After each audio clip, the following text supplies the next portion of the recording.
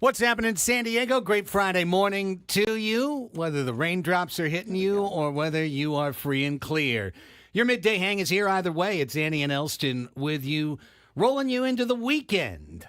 Going from 10 to 2, live local San Diego Sports Talk Radio on San Diego's number one sports station, 97.3 The Fan. We are all together, I promise, in our studios. Annie Heilbrunn is here. Her computer is betraying her. Typically with me, it's UE. Mm-hmm. Did you press the UE button, which is the user error button? Yes. I swear I know my password. So I finally got in. All right. It took me like 10 tries, but I got in, and I'm going. Happy Friday, everyone. Happy Friday. Is it supposed to rain today? It's already rained. Oh. I was telling Braden this morning I was woken up overnight by the sound of what I was like, is that actually rain I'm hearing? Or is it my... I turned on ocean sounds for the white noise. Did it switch? Yes. Did it switch in the middle of the night? Was that the mist from the ocean? Yeah, and then I'm like, should I switch it to rain sounds? Those were the thoughts I had. But yeah, I woke up to wet pavement this morning. I woke up to a wet kitchen floor. That's not good. Oh, here what? we go again. Here we go again. What? Is this a plumbing thing? It's a plumbing thing. This wasn't UE. This was not UE. No, I cleaned it up. It appears like my garbage disposal is leaking. Oh, that's not fun. It was all wet, and I ran the water and leak. I don't really know what's going on, but No me gusta. I cleaned it up. I opened the doors so it airs out, put all the towels down and a bowl so it catches the water. But I don't think it's still, I just think it's when you run the water, it leaks so. Okay, yeah, it's not like continuously. Right. leaking. But it was I don't enjoy the plumbing issues. It's not. Nobody does. Who does? Yeah, it's Plumbers don't like plumbing. But they're really great about it. The landlords and the people that kind of cover that, so it'll get fixed. But yeah, I was like, hey, it's Friday. None of this nonsense is supposed to happen. It's Friday. Only good things. Only bad things on Monday. Only good things on Friday. Come on. Yes. Get with it, universe. Universe, don't you know our rhythms? Can't you do what we want? Well, we do have a fun show lined up for you today. I swear, this time of year, I feel like, especially after a night like tonight, where there was one NFL game, and unless you happen to be a Philadelphia fan, yes, it was pretty much a clunker of a game. Or a gambler or a fantasy owner. Yeah. Which is why most people watch. Yeah. Because I watched as none of those things and found myself watching a very, very boring football game for about 2 hours. And then the Eagles just took control at one point, and then that was that. So, congrats on that. There was one NBA game, which came down to basically one highlight. Got it for you in the Sports Fix a little bit later. It was a light enough night that I, sampled San Diego Clippers G League basketball just to give me something to watch while I was doing the dishes. It was a light sports night. And sometimes I wake up the morning after and just go, what the hell are we going to talk about on the show today? Yes. What, if anything? What? And I do appreciate now that we're in month 11 of the show that month 1 when this happened, it felt terror-inducing. Oh, my God, what are we going to do? And now it's you just get back on the horse, and by 9 o'clock, you got a lot of fun stuff to talk about. And I think we do. I think we got a fun show for today to get you through. And by the way, after us, if you liked Ben and Woods, just wait till you hear Ben and Woods from 2 to 6. We're the cream. Right. Of this Oreo cookie? In this Oreo cookie, yeah. We're the cream in this Oreo cookie sandwich. We are. So if you missed any part of Ben and Woods this morning, you can hear it from 2 to 6 because apparently the boys are at an Aztecs golf tournament today. That is correct. I thought at first I thought that they said baseball game or something like that, but it's a golf tournament, so anything goes. Scraby could, because if it was like a baseball, celebrity baseball, yeah, Tony's got it, right? Yeah. And Eloy might, I think, be even a notch above Scraby over there on the baseball beat because he plays softball. He plays softball. Yeah. But golf, Scraby could take them both. Maybe. Scraby's a good golfer. Ella's been golfing, I know. I keep hearing him talk about morning rounds, so I don't know how they stack up. Does Tony golf? I don't know. I'm sure he does. I'm sure he can, but I wonder if he does. Most professional athletes, former professional athletes. Yeah, golf. especially baseball players, because it's just a matter of turning that swing from level to down, and then like ta-dow, you're going to hit it as far as you can. As long as he doesn't do the Tony Gwynn thing and hit it, hard the other way. Keep lining it to left. Yeah, no base knocks in this. You don't want that. There's- You want doubles to the gap. You don't want yeah, you just line want, shots to the 5-5 hole in golf. Yeah, especially off the tee box. the 5-5 hole in golf leads you to all sorts of bad things. I can tell you this from personal experience. Golf at Torrey on the first tee. You're on the next hole. Yeah. Playing many times from the fairway of a different hole. Yes. That's a personal joy. Okay, so here's what we got lined up for you today. Coming up later in the hour, we're going to talk and look ahead to both Aztecs basketball and to the NFL weekend that will be. We'll have Braden's football segment coming up around 10:30. In the 11 a.m. hour, the debut of another one of our winter Padre recurring segments. A way to keep us warm through the winter as we wait for 2025. It's time to begin Padres Best Of. And I think everyone is going to enjoy this. I have a feeling everyone's going to enjoy this. This is something that we can do 10 or 12 times between here and spring training, looking at the best games of the 2024 season. Because there's something that we said, Annie, so many times along the way, which was that, my gosh, this season has so many great games. Like they would have a clunker and then they'd have a great game. Even during the first 100, when they were 50-50, like 25 of the 50 games were great games that were just like memorable and had exciting moments and moments that made you believe in the team. Yeah. And all the way through, I remember in August, we were like, God, the list of great games is so long, we could take all winter doing it. So that's what we're going to do. We're going to take all winter and take a look at those games. And remember those highlights? We got all the Jesse and Tony highlights. Yeah, always great. All the 97.3 sound. It's waiting in the computer to be replayed. It's just down there hoping that someone will click play on it. And so why not utilize the resources of the mighty Odyssey Palace and of 97.3 to go through the best games of 2024. And boy, there were a lot. And today we're going to do just the first 15 games of the year. Oh, 15. Yeah, take a little 15-game slice. Okay. Guess what? You can do that 10 times and still have 12 left over. You've done the math. I figured it out. See. Then you throw in some playoffs. Yes, uh-huh. And you got Okay. you got yourself 14 solid segments that you can build out between here and the new year. Deal. So, hey, why not, right? Why not? So today, the first 15 games of the season, I've plucked out of that 4 games that had, some pretty solid memories, games that I immediately remembered. When I looked at it, I'm like, hang on. Oh, yeah, that was that. Oh, yeah. Oh, this one. Yeah. Well, one of them would be on everybody's top 5 list for the year. I don't even remember. So this will be so fun for you. This will be like me watching them again for the first time. Exactly. You're going to have, this is going to be great. And he's gonna be on the edge of I'd be her like, seat. yeah. I'd be like, oh, yeah.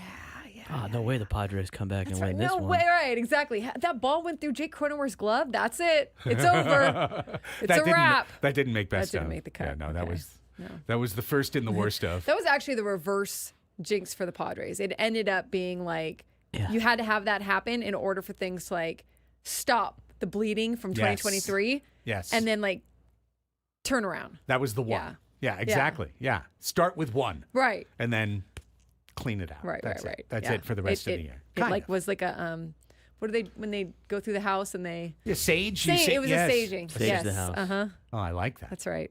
Yeah. So we're not going to do saging. We're just going to do recaps. So that'll be some fun. That'll be in the 11 a.m. hour. 12 o'clock Sports Fix gives you your weekend preview, looking ahead to all the big things happening. High school football playoffs, of course, college football weekend, NFL, local teams in action. We'll get all the info for you at 12 o'clock. Anybody Knows is today's silly game. trying to qualify someone for a Las Vegas getaway for 2 nights at the Westgate. So we'll be playing the game of ridiculously easy trivia coming up at 12:40. And coming up in the 1 o'clock hour, of course, Media Melanie, along with Crossing Streams, our regular Friday segment. Chance to get a couple of streaming television recommendations for you that you can chew on over the weekend if you don't find the college or pro football slate or anything in basketball too necessarily appealing to you over the weekend. We'll give you some TV that you can watch as well. So all that coming today on the show. We can jump in quickly here before we go to break to last night's MLB Awards night. Guess what? What? Padres are second best. We're team number 2. We're number 2. Number 2.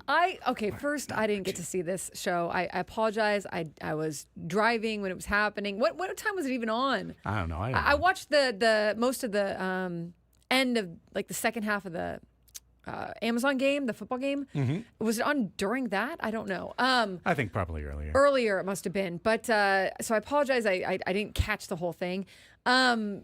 I don't even watch the Oscars, to tell you the truth, Annie. I don't like award shows. So this is essentially, I'm trying to understand it. This is essentially, okay, can I just really quickly on the press release that I got on this? Sure, okay. Sure. What is it? Okay, so first of all, the Padres, 4 Padres made the all MLB second team. There was a first team and a second team. Yes. Okay. And we dominated team number 2. And in fact, so much so that the top of the press release under, of course, Aaron Judge, Shohei Ohtani, Yordan Alvarez, Mookie Betts, William Contreras, world champion Dodgers, is at the bottom. San Diego Padres earn MLB high 4 selections across both teams.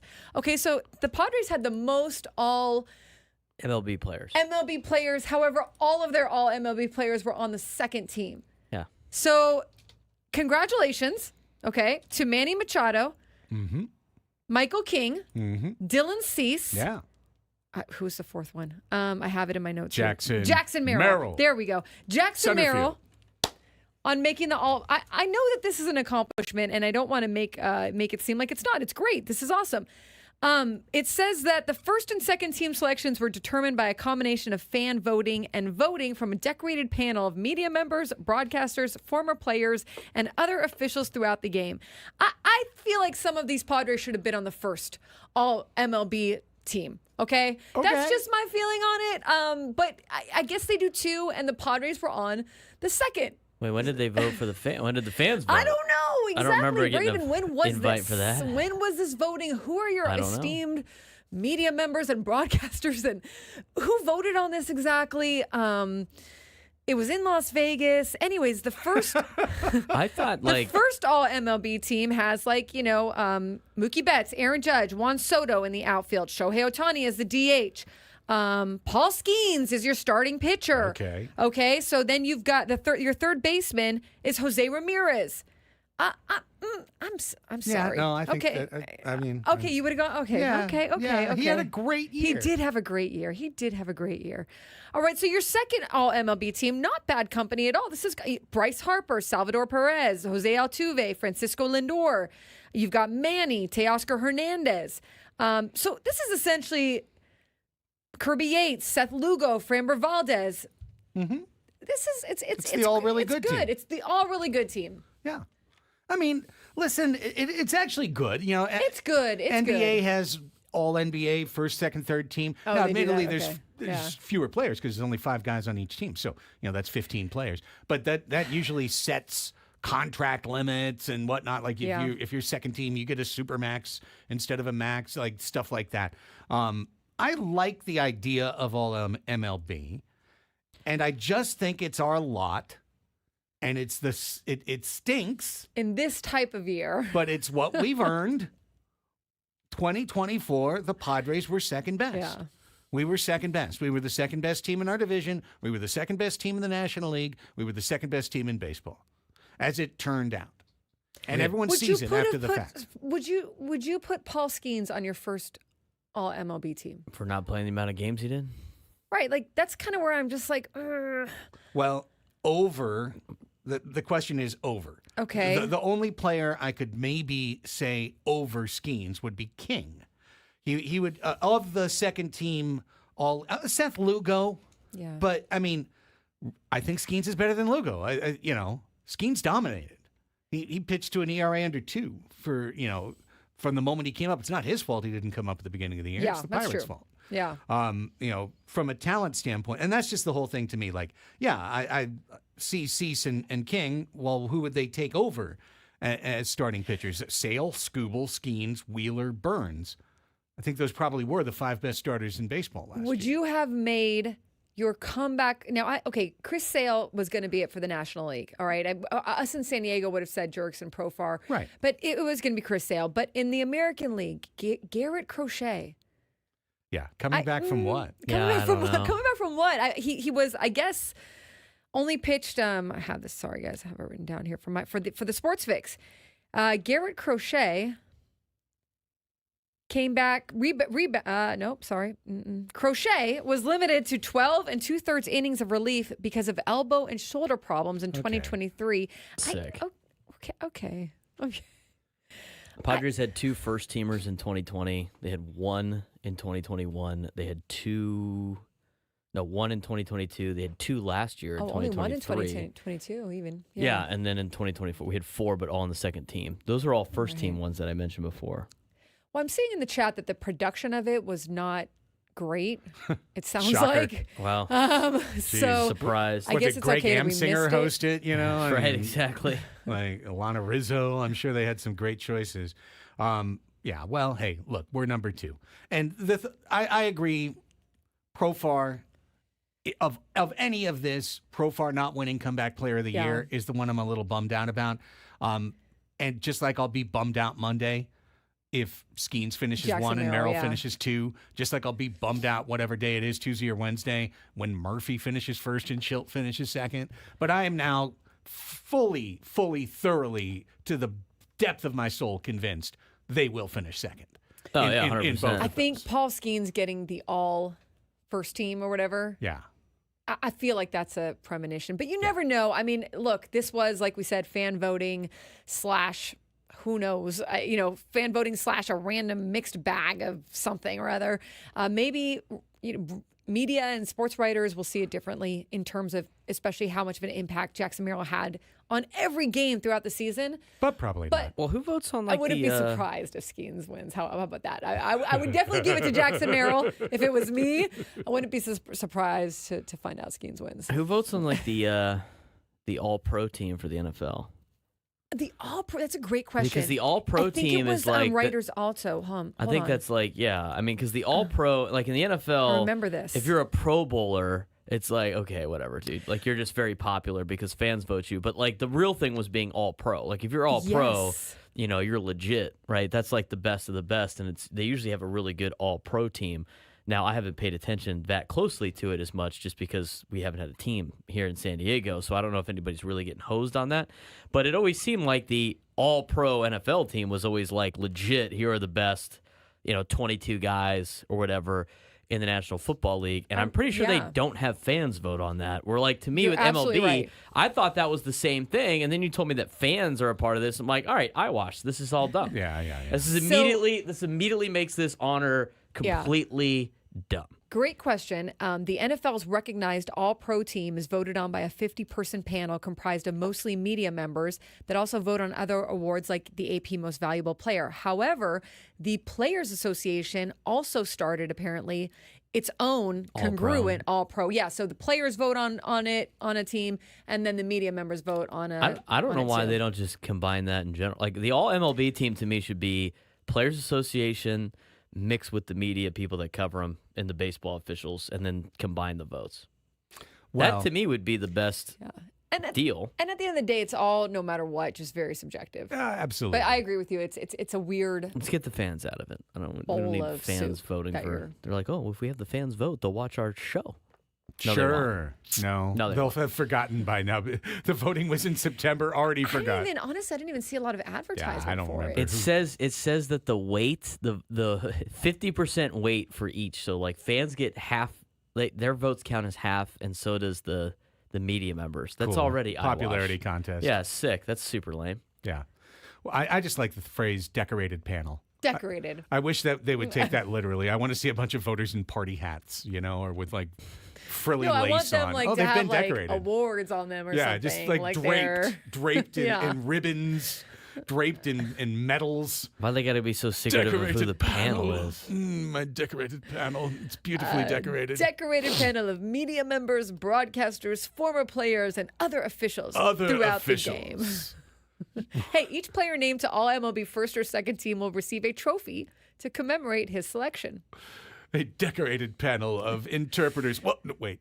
There used to be an interpreter. And then players in attendance had the opportunity to participate in a post-show after party alongside fans as Grammy Award nominated artist Machine Gun Kelly performed. Machine Gun Kelly.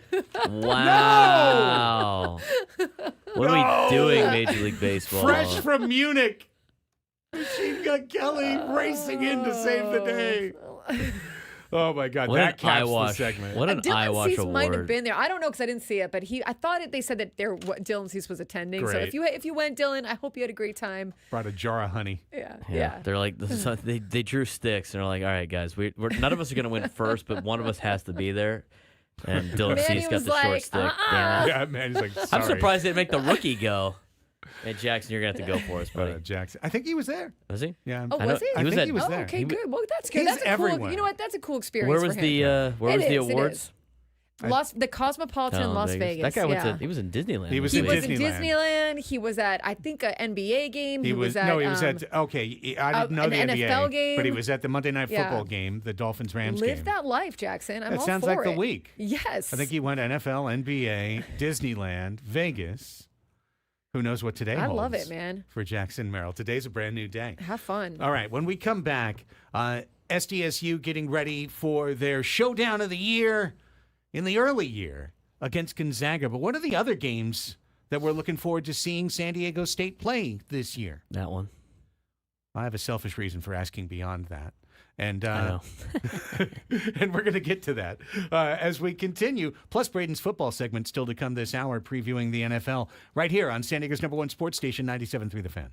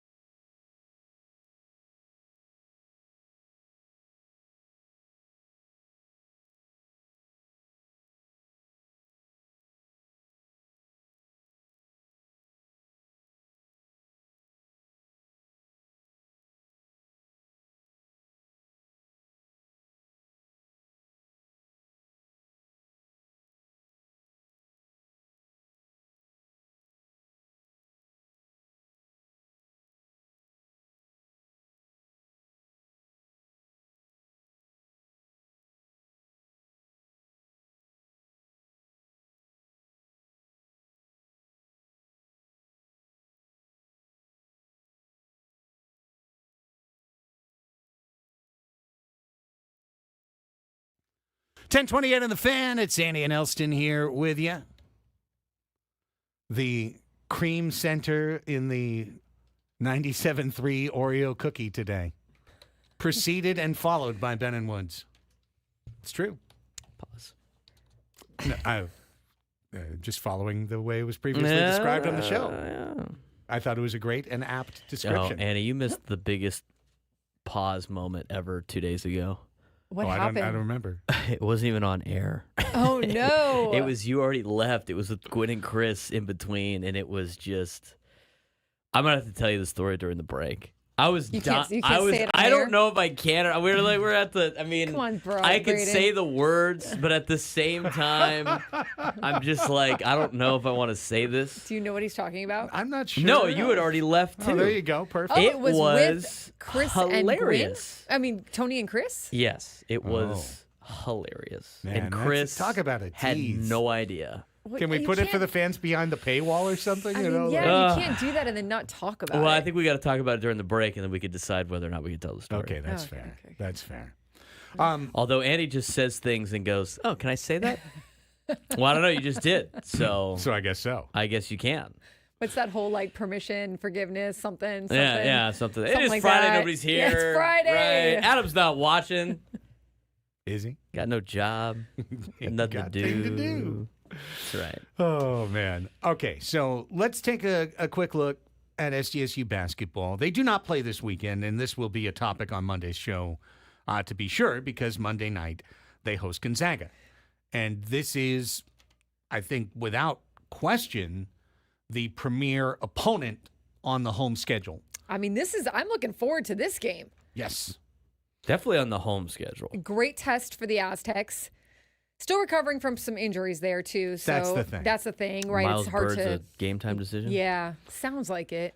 I have I- no hope in Miles Bird on Monday. If he is gimping around the court and trying to ride an exer bike on Thursday, the idea that he's going to be able to play explosively on Monday is fanciful at best. Now, modern athletic training is incredible, and the technology is there, and you can be treated while you sleep, literally.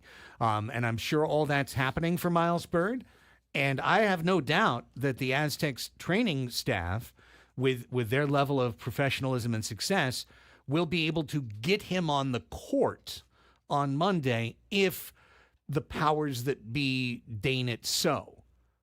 But What percentage of health will he be out there and Yes. at? when you're playing a top 5 team, rolling a guy out there at 50% is it's the same as throwing meat to the lions. It's just giving them an opportunity to isolate on Miles Bird instead of Miles Bird being a dominant defensive force for San Diego. So while by opponent, it's definitely the best game on the schedule, I don't know if the Aztecs are going to put their best foot forward on Monday, quite literally, because of one of those feet's attached to a sprained ankle, and another one's, is hurt for Reese Waters, who's going to be out not only this game, but through this gauntlet of 4 out-of-conference games.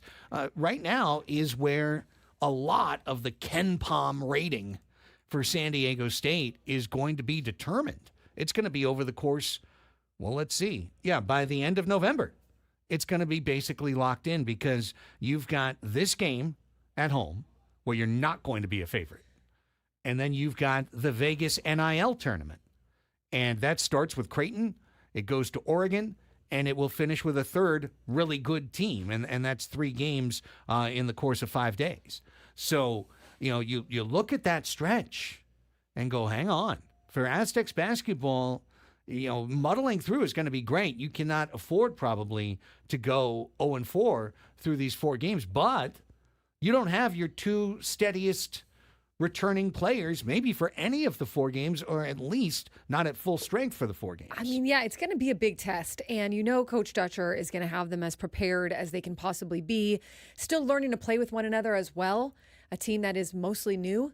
To not be at full health is obviously going to be a drawback. But again, I mean, you got to play with the cards that are on the table, and that's what they have. You go out there, and you don't want to go 0-4 is what you don't want to do. right? I mean, you That's don't it. want to lose the next 4, right? But if you can squeak out some, if you can play hard, their defense is always going to be tight for SDSU. You go out there and you just try to get at least a few of those. Yeah. And the whole thing is, too, Braden, I mean, you look at the schedule, and because of the length of the Mountain West Conference schedule, it's a 20-game conference schedule. So Yeah, you play everybody twice. yeah, so my goodness, Cal in the San Jose tip-off on December 21st, that's the last time it's not just a Mountain West Conference game the rest of the way. Everything is Mountain West the rest of the way. You'd have already played one Mountain West game at that point at Fresno State on December 4th. Right. Looking at it, obviously you got to hang tough in the next 3 games against Gonzaga, Creighton, and Oregon. Oregon had a lot of issues with Portland the other day, and Portland is not one of the better teams in the West Coast Conference. And so you never know, especially this early on in the basketball season. The big equalizer for San Diego State is they don't have to go to Spokane to play this game on Monday, which they had success the last couple of times they've been up there, right? And I know the team, and it's always early, and it's always hard to figure out where you're at with the Aztecs because, you fall in love with these other teams that they have had in the past, and you're like, well, we don't have this guy now. We don't have Jaden Ledee anymore. We don't have XYZ. And then San Diego State always does a good job of refilling it, even in the NIL era, right? So I think you're going to see a lot of guys be able to step up. I think, this might be a nice coming out party for Wayne McKinney III. I mean, he's played Gonzaga his entire career. Right. So he's a guy that's, probably unfazed with playing the Bulldogs at home or on the road. The other thing, too, is San Diego State always plays great defense. And when you are a team that always plays great defense, you can limit possessions, you can keep the game close, and you have an opportunity, to win. And the third thing is the crowd. I mean, San Diego, you need to be at this game on Monday. I mean, if you want to help San Diego State win, I'm not a huge, it's up to the fans kind of guy, but that is a major factor, and a big reason why schools don't like coming down here to play. Absolutely. Take advantage of that opportunity. I know the San Diego State student section, the show, will be ready to go and fired up and loud and being obnoxious. I mean, the game is probably already sold out, but you got to come out in full force in that game because on the schedule, there's probably only 2 other games that are home games where you're going to be able to come out in full force for a major game, and this is definitely one of them. So with all of those factors, I think it really makes it a closer contest on Monday, despite maybe some injuries. And the Aztecs usually play pretty well in these games, so I'm looking forward to it. And again, when you got that Steve Fisher, Brian Dutcher defense, they can have a good chance of kind of corralling this Gonzaga team and making it close. And when you make it close for a home team, especially with officiating and the way the crowds go, it usually favors the home team late in games. And I do think, too, this early in the season is a good point, Braden, that you never know. But all teams, right, trying to gel together, figure themselves out. Definitely going to hurt to not have those guys on the court. Especially in this day and age of college athletics. I mean, everybody's got so a brand new team. Right, yeah. We talked about it a couple of weeks ago. Washington State, their first home game, they raised the banner for winning an NCAA tournament game. There's only 2 guys left from that team because everybody else left. The coaches left, players left. I mean, they had transfers in. They had 2 guys left on that team. But is that place rocking? Viejas Arena, when it is sold out and the fans are into it, and I mean, it does. It is just absolutely a powerhouse when it's like that. And I do think that does lend something, Oh, yeah. Yeah, for sure. So I have no doubt it's going to be like that again on Monday. Yeah, and then again, you look at the schedule, and I mean, Boise State projected to win this conference. At least they were picked. I mean, that's a team that you're going to have to deal with, at home. February 15th. On February 15th. New Mexico always gives you a nice little run for your money. UNLV's been down the last couple of years, but that's always a fun little rivalry for San Diego State. But you have to play everybody at home. And here's the other thing, too. When you come to Aztec basketball and conference, they're going to drop multiple conference games because it is so hard to play at these high-altitude places. I mean, the national media and the national correspondents, aside from John Rothstein that knows ball, they understand. I mean, they don't understand how difficult it is any given night to go out there and play on the road for in college in the Mountain West. I mean, to go and play it in Colorado Springs and to go and play in Laramie, Wyoming. I mean, just getting there is a pain in the ass, let alone having to play at high altitude, especially for San Diego State. That is the only team at sea level. It's very difficult. to do. It's very difficult for most teams to win road games in conference, in any conference, no matter how good they are. So should be a fun slate for the Aztecs. I'm looking forward to Monday. And again, I think that game's going to be tight because of the factors that I mentioned. Well, I did have a certificate for 4 tickets to any non-Gonzaga Aztecs game, but I have to turn it in today. I just Certificate. Yeah. When I went to the American Cancer Golf Society Oh, tournament, like you won I bid for it. You bid for I it, okay. paid for it. I donated to. I thought you meant like someone here American gave you a Cancer certificate. Society. I was like, No, all right, no, cool. no. Well, I mean, that'd be fun too. But no, yeah, I bid for. I donated to stop cancer, and I get to go to an Aztecs game. So I had narrowed it down to either January 18th against UNLV because it's Coach Dutcher bobblehead night. Oh, Wow.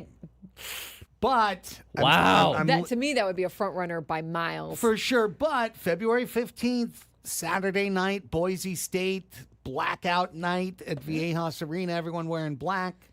Boise State was predicted to win the conference. And they're supposed to be the number 1 team. So if we're any good, that should be the game for first place. So that's the one I'm going to do.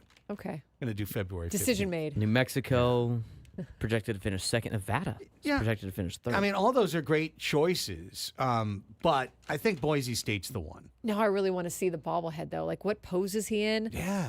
What does he look like? Like, Could we get one? can we just get for a the Brian Dutcher bobblehead? Yeah, just for the studio? Right. Like, just to keep in here. Could we get it Well, the and other bobbleheads get we rid of have. the Dave Does Roberts Steve Fisher thing? have and just, a bobblehead? I'm sure they gave one away They at had some to have. point.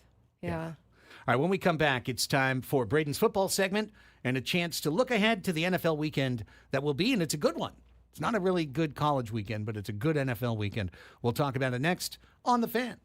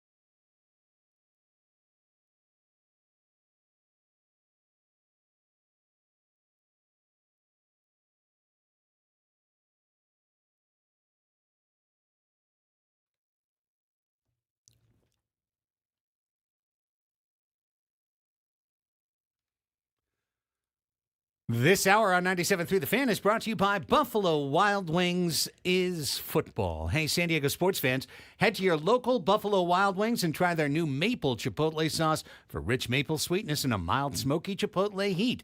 Or for a bit of a kick, check out the new Cajun sauce for a rich blend of spicy and tangy pepper sauce.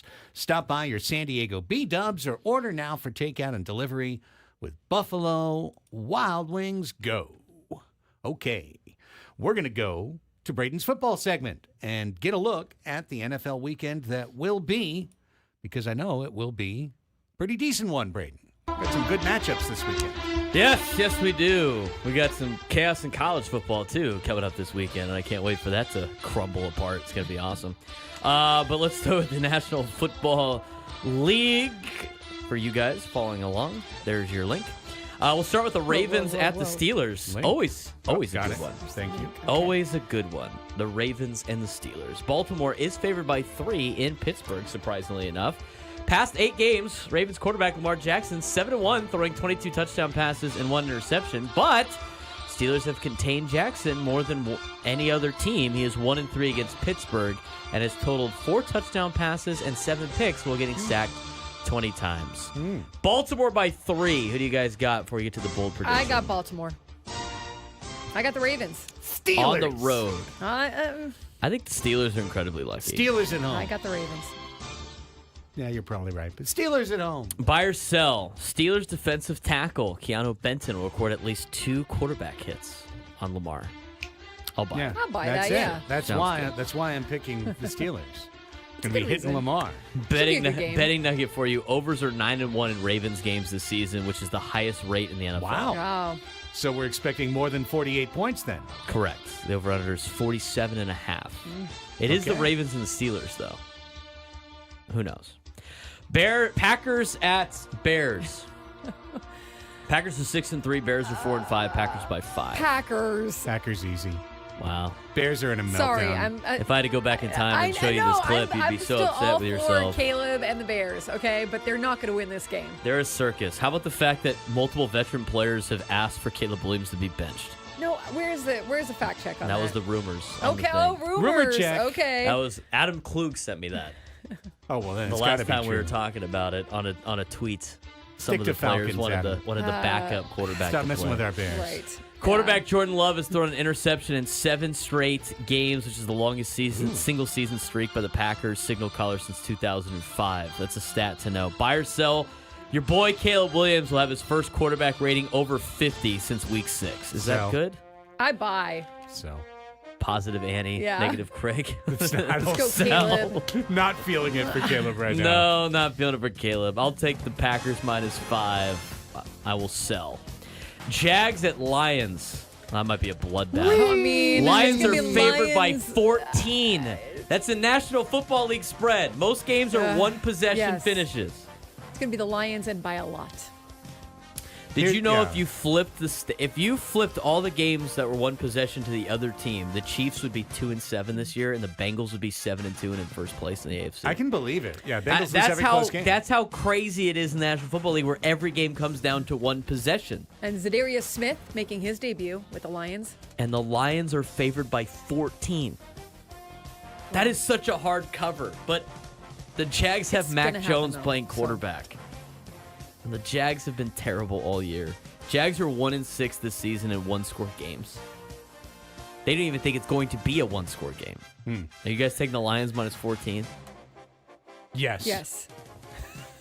However, I don't think it's going to be a Detroit. huge football fantasy day for Detroit. It's going to be one of those spread it around, like the second string tight end catches balls. Goff finishes Backups score more points. Goff finishes 18 of 19 for 140 yards. Like one of those games. Anybody that bet the Jags over/under wins this year? The under? If the Jags lose, they will hit their under for win total. Wow. It was 8.5 to start the season. Buy or sell. Jack Campbell, Lions linebacker, will record at least 11 total tackles. Sure. Yeah, why Sounds not? good. Sounds good. Jaguars suck. Vikings at Titans. Minnesota's favored by 6. Sunday's game will be the Vikings' 3rd consecutive AFC South matchup. Vikings. That's interesting. They've won the first 2 against the Colts and Jags, despite Sam Darnold committing 3 turnovers in both of those games. This is a brutal game. Vikings are going to win by 14 or more. I'll take the Vikings -6. Stat to know, Justin Jefferson has gone 3 straight games without a touchdown. Longest streak of the season. I bet you he has a big day. That ends. Bold prediction, Titans edge rusher Harold Landry III will record a sack. Sure. Trash time sack. I don't know. Go for it. Yeah, my bold prediction is Jefferson will score 2 touchdowns.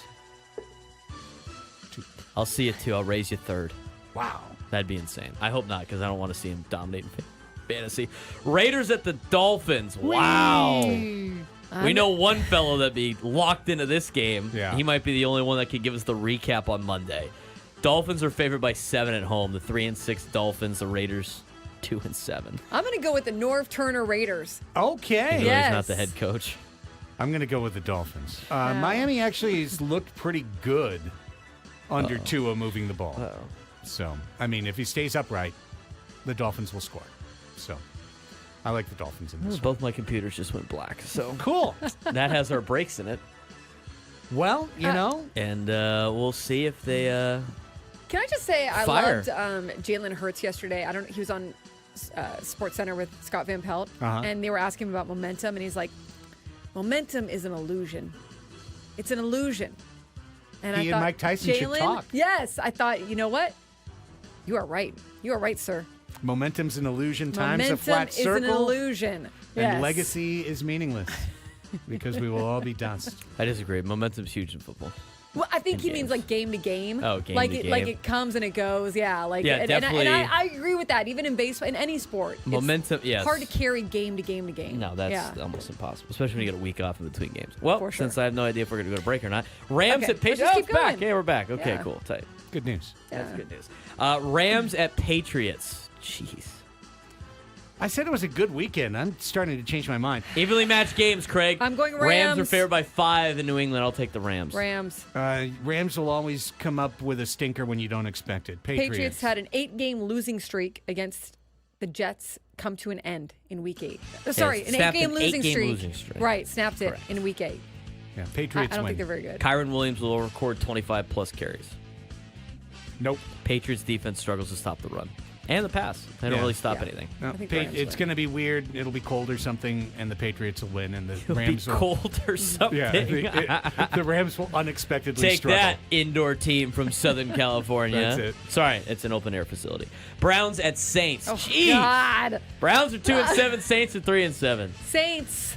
I might just skip all these. A games. loss for the Saints will be the franchise's worst 11-game start to a season since 2005. A loss for Rough. the Saints. I'm going to take Saints. New Saints Orleans are look favored good by last game. 1. Saints look good under their first. I don't know if it's a dead cat bounce under their new head coach, but the first game they look good. So let's see if we can ride it.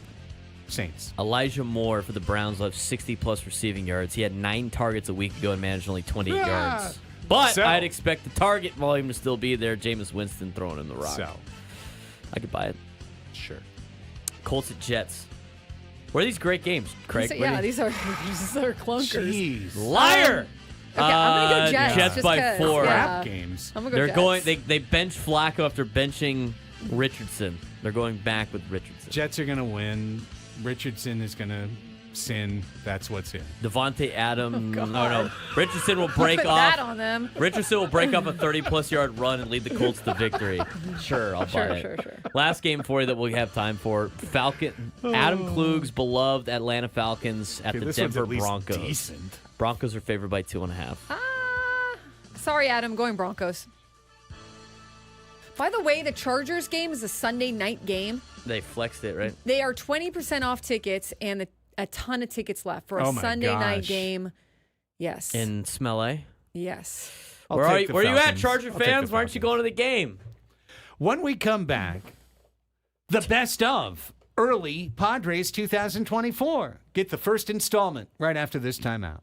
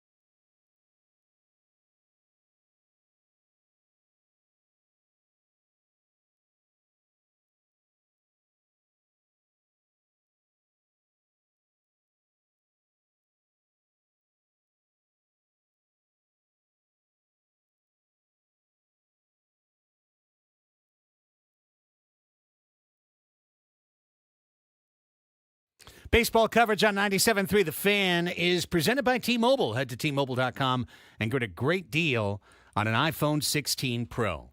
Welcome back. It's hour number 2 of Annie and Elsten. Annie Halburn, Craig Elsten, Braden Suprenant here with you. We are just about to turn into our first episode of Best of Padres 2024, coming up momentarily. I just want to share with you guys, because I saw Darnay Tripp posted on Blue Sky, and then it led me to the link, and it just got me so dang excited that there's just more Kevin De Bruyne to San Diego FC talk, and it's out there, and it's gaining steam. And in fact, on a piece on the MLS website that posted today, including quotes from this week's guest on Annie and Elsten, Tyler Heaps, sporting director of San Diego FC, essentially their A.J. Preller. Under the bold face of De Bruyne rumors, could Kevin De Bruyne be the second designated player in San Diego FC history following Chucky Lozano from the Mexican national team? It says the Belgian superstar has repeatedly been linked to SDFC, with the latest media reports suggesting he's, quote, very open, end quote, to joining the fledgling outfit as he enters the final months of his contract at Premier League powerhouse Manchester City. With few signs of an extension, he'd immediately become a foundational figure in Southern California. Heaps said of De Bruyne with a wry smile, it says, quote, I enjoy watching him play football. I think a lot of people enjoy watching him play football, so I'll just leave it at that. Now, meanwhile, in a Manchester City blog, manchestercity.news, some more context on this is that De Bruyne is the highest paid player in the Premier League this year. So he's got the highest salary of all of the international superstars playing in the English Premier League. But with his contract up, Man City is asking him to take a pay cut. So now you put the two and two together, and the rumor that San Diego FC is willing to offer De Bruyne a $15 million a year contract to come to San Diego. Put it all together, we might have ourselves a real story. Because I am telling you, Annie, if KDB comes to San Diego, this is literally global news. KDB. If it happens, it's not messy, but it's not that far. Is it above Chucky? Yes. Oh. Yes. KDB is a global superstar. Right. Lozano is a superstar, and he's playing overseas, but he is not the same level. Well, he is not the same level. Huge coup for SDFC if that happens. If it happens. So now we're on KDB watch and we're on Sasaki watch. Yes. Come the beginning of the year. Well, Sasaki, I don't think. Oh well, okay. So you don't think you don't think this will be? When is their roster going to be figured out? I mean, aren't they playing in February? They're playing in February. Didn't their head coach say not until like the season starts? Are they going to have a roster? Is that I mean, they only have works? 6 MLS? guys on their. Yeah. The MLS Super Draft, I believe, is January 11th. And how do you have time to like work with your team? It's going to come together quick. Wow. Yeah, it's going to come together pretty quick for sure. Because these other players, even Lozano, and even if they do sign KDB, he's going to finish his contract. Okay, makes right? sense. So he might not even come until the middle of the summer. Oh, whoa. To San Diego. He might not arrive in San Diego until the middle of the summer. Because the Premier League season goes till May. So he wouldn't play the full season? He would maybe start his career here midway through the season. Oh, wow. Yeah. Okay. Learning more about the contract situation. Yeah. Now, once he's with SDFC, will he be able to also play with Premier League? No. Once he's finishing his contract there and then coming over to Yeah. SDFC, and then that's a wrap. Exactly. He's with SDFC. Now, okay, interesting. This is part of the reason. Remember, we were talking about this the other day, like how cool would it be if MLS went to the winter schedule? Well, this is why. Yeah. It's for stuff like this. It's because the window for international stars, there's a huge one in the summer, right in the middle of MLS season. So if everything was aligned, then you could have those free agent windows all be aligned as well. Yeah. And then you could be a little more fluid in getting guys out from overseas. Yeah, it makes sense. Yeah. So, anyways, just something to think about. Keep it on the back burner. But when I see that on the official MLS website, including the wry smile comments from Tyler Heaps, I started to go, hang on. Might be more than rumors. Right. Well, I mean, really, I thought that one was kind of like the pie in the sky. Who knows? But, dude, that would be huge. That would be KDB huge. to SD. KDB SD. LFG. All right. With that fun, hey, optimism, cool. All right. Time to wheel out our first. Do we have the bumper ready? Oh, no, there's no bumper. I was like, did we make a bumper for this? No. Just keeping the bit of always looking for the bumper. It is time for our first episode of Padres Best of 2024. Here's the concept, very straightforward concept. What a great year it was. There were so many good games for the Padres in 2024, almost too many for us to remember. So we'll remember them during the Best of 2024. We should have a song about like reminiscing. Yeah. Something, Walking and it through feels the so park good. and reminiscing. That's a song. Something, Yeah, that's a song okay. from the 70s. Yeah. Can't believe you remember that. I don't know that one. I'm Oh, remembering okay. the one that's like something, and is that the same song? Like, Well, with that type of clue, I say yes. Maybe it's December 20th, Shota. I forget. I had right. heard, sorry, correcting through the chat. Anyways, yeah, the San Diego roster will come up soon. Here comes Best of. We're going to start with a 15-game tranche, the first 15 games of the year, and find the best out of that. And you know what? There were 4 great games in the first 15 games of the year for the San Diego Padres. We begin with Game 2 of 162. We were not at 3 Mile Casino. Well, not many of us. There was not a watch party. This was the second game that we were up at 3 a.m. To watch the Padres and the Dodgers. And after losing on the ball through Cronenworth's glove game to open the season, which I believe, Annie, you said before the show, that was like the reverse karmic moment we needed to have. That was the saging. Yes, the saging, indeed. So with that, the proof was in Game 2, because Game 2 was the Major League debut of Yoshinobu Yamamoto. So they're in Korea. In Korea, Gochuk Sky Dome. This was the L.A. home game. So the Padres were in their road pinstripes, and L.A. got to bat last. And that mattered, because Yoshinobu Yamamoto came racing out to the mound. A world's baseball attention turned to the mound and watched him serve up 5 runs in 40 pitches in the first inning. It's a lot of meatballs. And not get out of the inning. The first 2 runs of the game came home courtesy of Jacob Cronenworth. Hey. Line sharply down the right field side. A fair ball going to go all the way to the corner and going to give the Padres a lead. Bogarts has scored.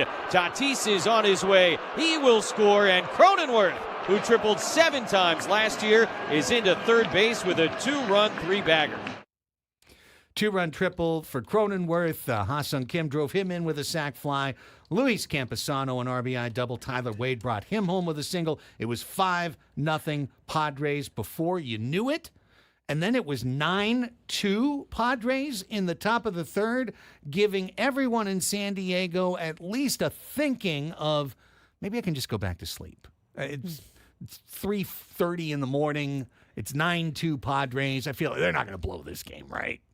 Well, you would have been correct. If you went back to sleep, you would have woken up to a Padres victory, but not in the direction you thought, because 9-2 became 9-6 before the third inning was over. Joe Musgrove got conked around in his first start of the season, going 2 2/3 innings, allowing 7 hits and 5 earned runs. 9-6 became 10-6, and then in came Michael King for his Padres debut. He pitched 3 1/3 innings of relief, but he gave up a Mookie Betts 2-run homer that turned 10-6 to 10-8. The seesaw continued. Back and forth they went until all of a sudden you got to the 9th inning, and it was 12-11 Padres. And the pitch is hammered in the air to deep left field. Way back off the scoreboard in left. A long home run for Machado. It's a 3-run homer, and the lead is reinflated. Padres up 15-11. Turns out the disengagement didn't matter. This ball is pummeled to left field. First homer of the year for Manny Machado. Of course, all these calls, Jesse and Tony right here on 97.3 The Fan. Yes. And what a moment that was. Honestly, Manny doesn't have many of those moments before June for the Padres in 2024, Annie, but that one in Game 2 was one of the first of many big brother moments that Manny had this year, where it was like in a critical moment, he stepped up and hit a big home run that kind of put everything to rest and said, all right, this is ours. We got this. Yeah, clutch moment, got it done. A very exciting win for the Padres. Remember, had to cut spring training short. They had a weird spring training going to Korea. Dylan Cease had just arrived there to be part of their team, and losing that first game, you were like, uh-oh, But you wanted to leave Korea with at least a split if you were the Padres, and that's what they did, and they did it with a lot of offense. They did, and the fun thing about doing this best of is it also kind of reminds you, because they're little snapshots of where the team was at certain points of the year. At the beginning of the year, the Padres bullpen was a massive detriment to the team. It was not the lock-solid strength that it became at the end of the year, arguably the best bullpen in baseball. This game, the Padres tried to close out with Yuki Matsui and Stephen Kolek. Stephen Kolek, the Rule 5 kid, came in the 8th inning to try and preserve, at the time, a 3-run lead. And so it was a hold situation. And that's when it became a 1-run game. And then guess who came in? Robert Suarez for a 4-out save. So the very first win of the year for the Padres couldn't go clean. You had to have Robert Suarez pitching up and down and go 4 outs. Yeah, I mean, this was a bullpen that everybody kind of thought was the strength of the team going in. It was the thing that was locked up, right? And there were so many other coming into that game that you kind of, you felt decently good about the bullpen, but there were a lot of question marks as to like certain players in the bullpen that we hadn't seen a lot of, right? Did Yuki Matsui did he pitch in this one? Did you just say that? He did. Yeah, okay. He did. Right. So, I mean, look, there was a lot that went on that was new for the Padres, and the bullpen was definitely shaky throughout that first half of the season. But Padres, again, had enough offense, pulled it off. Yeah. First 2 games of the year, Tom Cosgrove was the first guy out of the bullpen.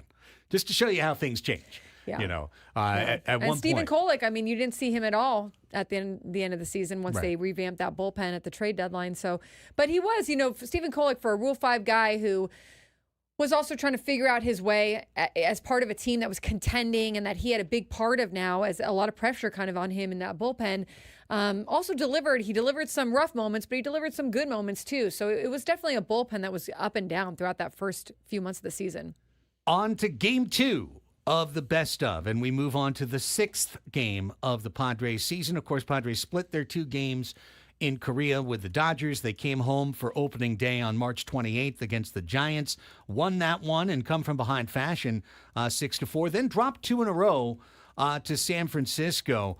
But March 31st at Petco Park, Sunday afternoon game, and one of the first signs of what was a recurring trait for this Padres team: explosive offense, big innings, right? You got the 5-run inning against Yamamoto.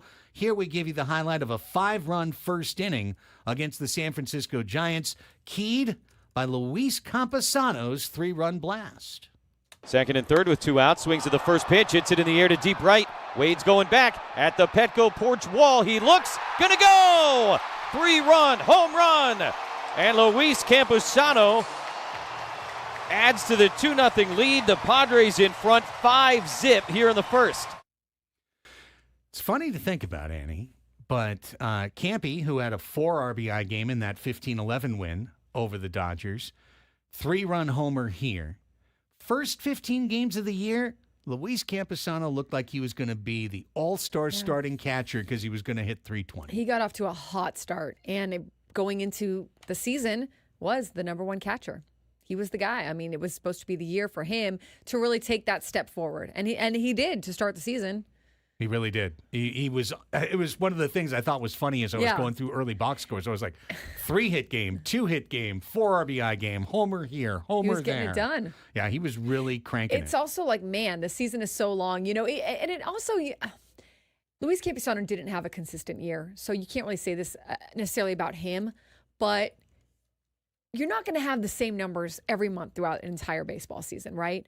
And it kind of just goes to show you how long the year is and how many storylines and narratives change and shift and all that. If Luis had been able to do more of what he did at the beginning of the season, but just even, some baseball streaks that happen in baseball just with every player, that would have been the year that we were expecting from him. Yeah. This game, the Padres start 5-0, then 9-0, then 12-0. 12-0 Padres after 3 innings. What a gift to give Michael King in his first San Diego Padres start, first San Diego Padres home appearance. And King had one of his 3 worst starts of the entire season on this particular game. This was the game that Michael King walked 7 guys and couldn't get out of the 4th inning. He couldn't, he only got through 4 innings because he was just, pitch count elevated, way too wild, and then winds up not getting the win. Pedro Avila gets the win for San Diego with 3 strong innings. Who ended the season being a big piece of the Guardians bullpen, Yes. a big piece of the Guardians pitching staff. Michael King is a success story, and I think it reminds us of how it was a struggle for him at the start, and he was honest about that. He went into things as a reliever with a reliever mindset. He didn't allow for pitching to contact enough. He just wanted to get everyone out, strikeouts, just like he would if he was a reliever. So he learned along the way, if you're going to see these guys throughout through the lineup 2, 3, 4 times, whatever it is, I'm going to have to change the way I pitch. And then he made those adjustments, which was so great about what Michael King did. Yeah, I thought this game kind of stands out. It's the 6th game of the year. Pedro Avila is a key contributor out of the bullpen. Michael King is walking 7 guys and can't get out of the 4th. Luis Campusano is carrying the offense, hitting .391 at the end of this game. Graham Pauley is starting at third base. Just kind of a reminder, it's a long season. This is what happens when we get to April and May of next year.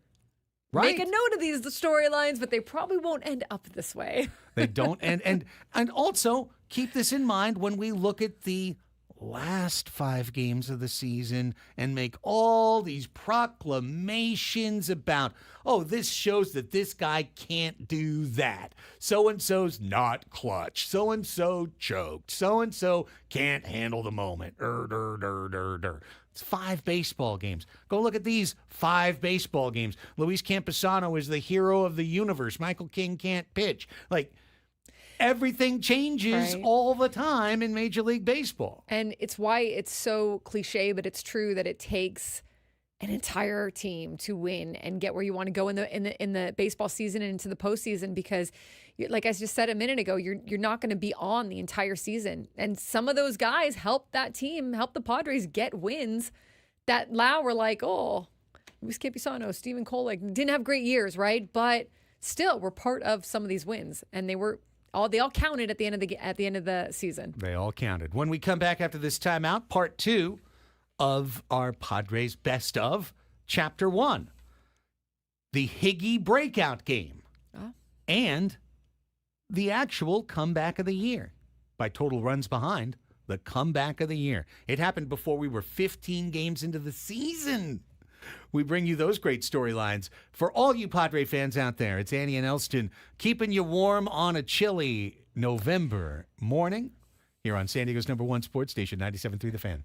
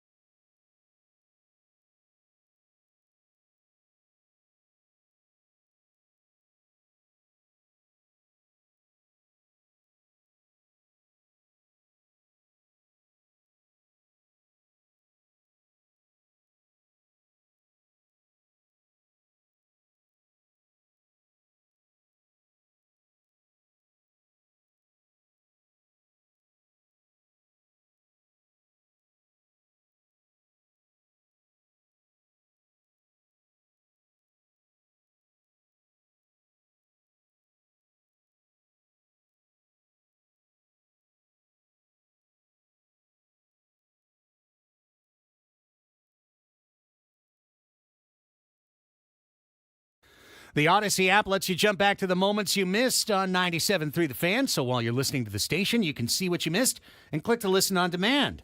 So, for example, if you're, 2 or 3 hours in and then you go, oh, I missed all those cool Padre highlights that they played in the 11 a.m. hour. You can do that. You can use the app, go back in time. It's very exciting. Download the free Odyssey app.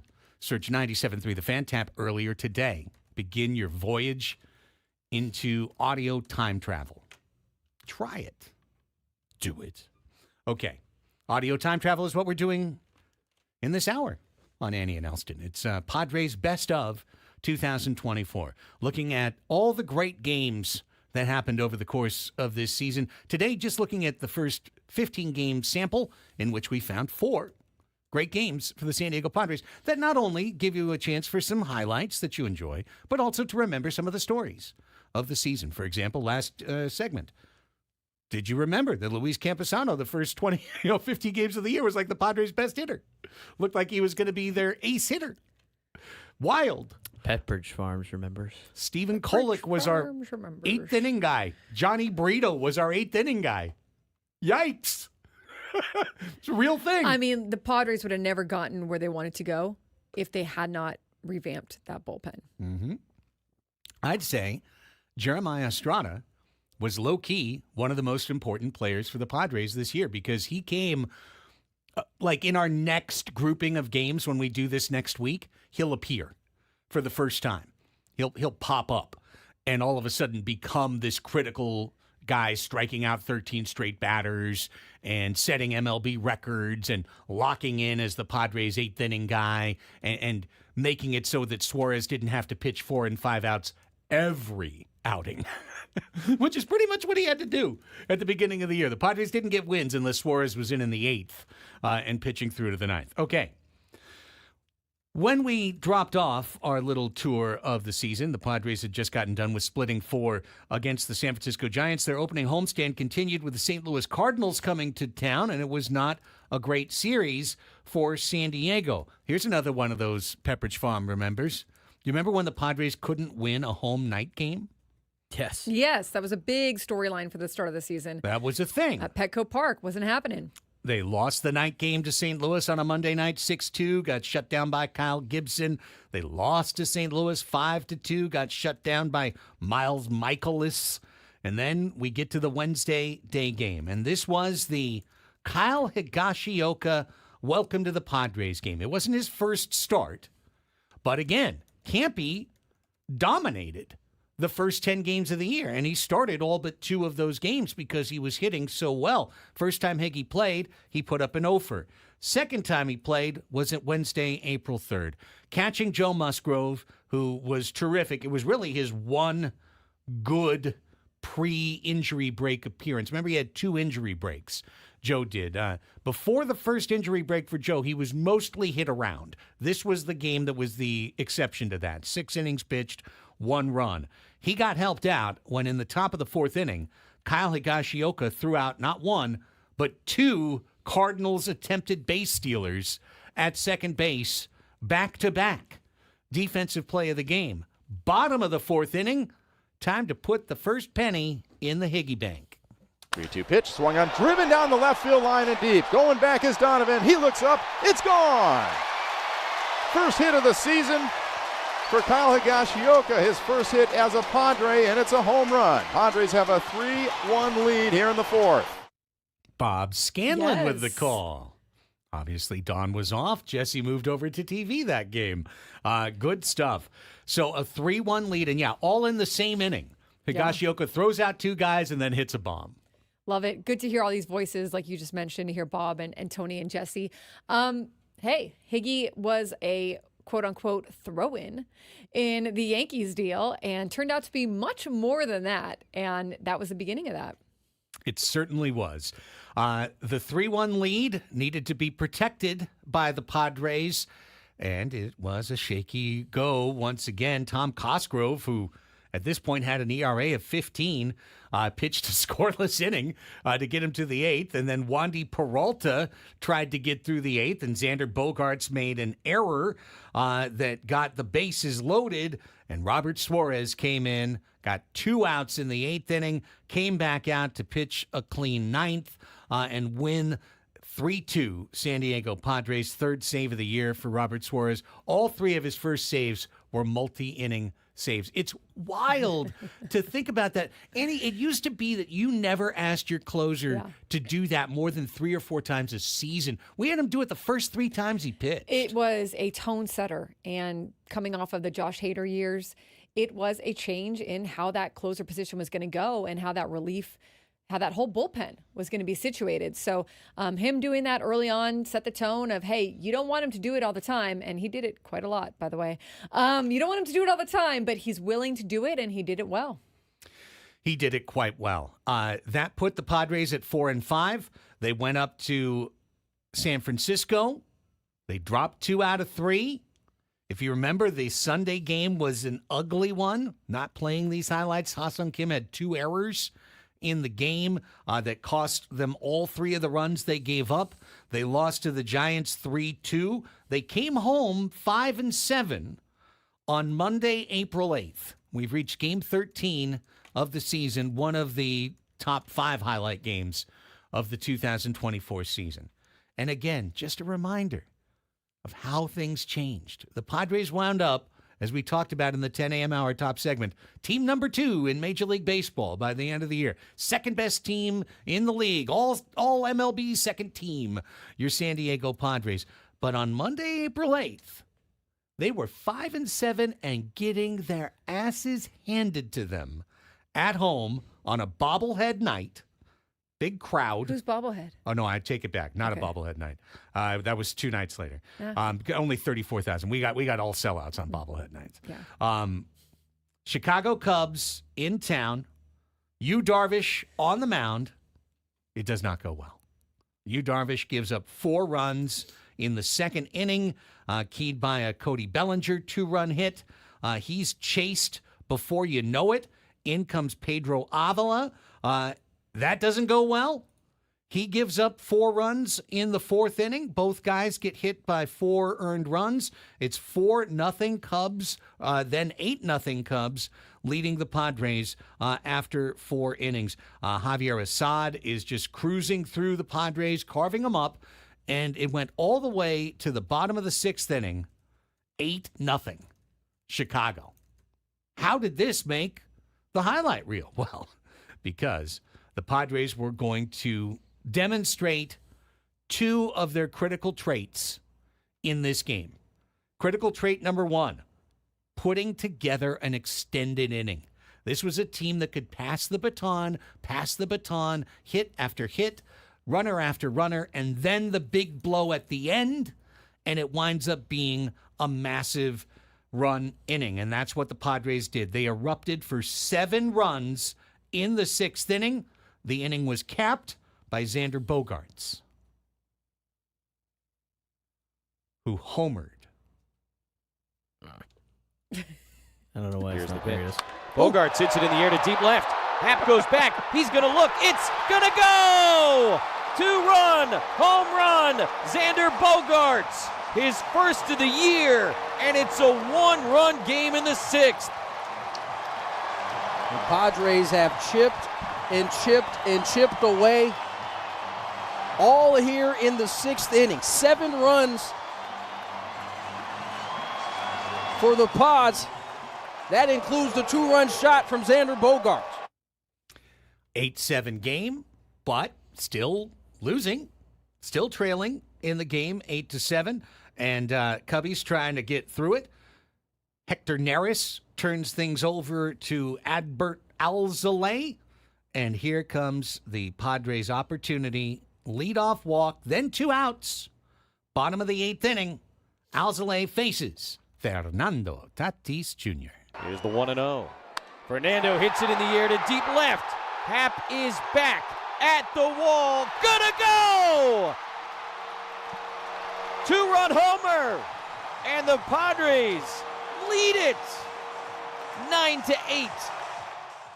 What a moment. What a comeback. One of the moments of the year. Yeah. And I really think you take this game, which, of course, the Padres finish. Robert Suarez only needing 3 outs this time to get the save because the comeback happened in the bottom of the 8th inning. Suarez comes in, closes the door. Padres win it 9-8.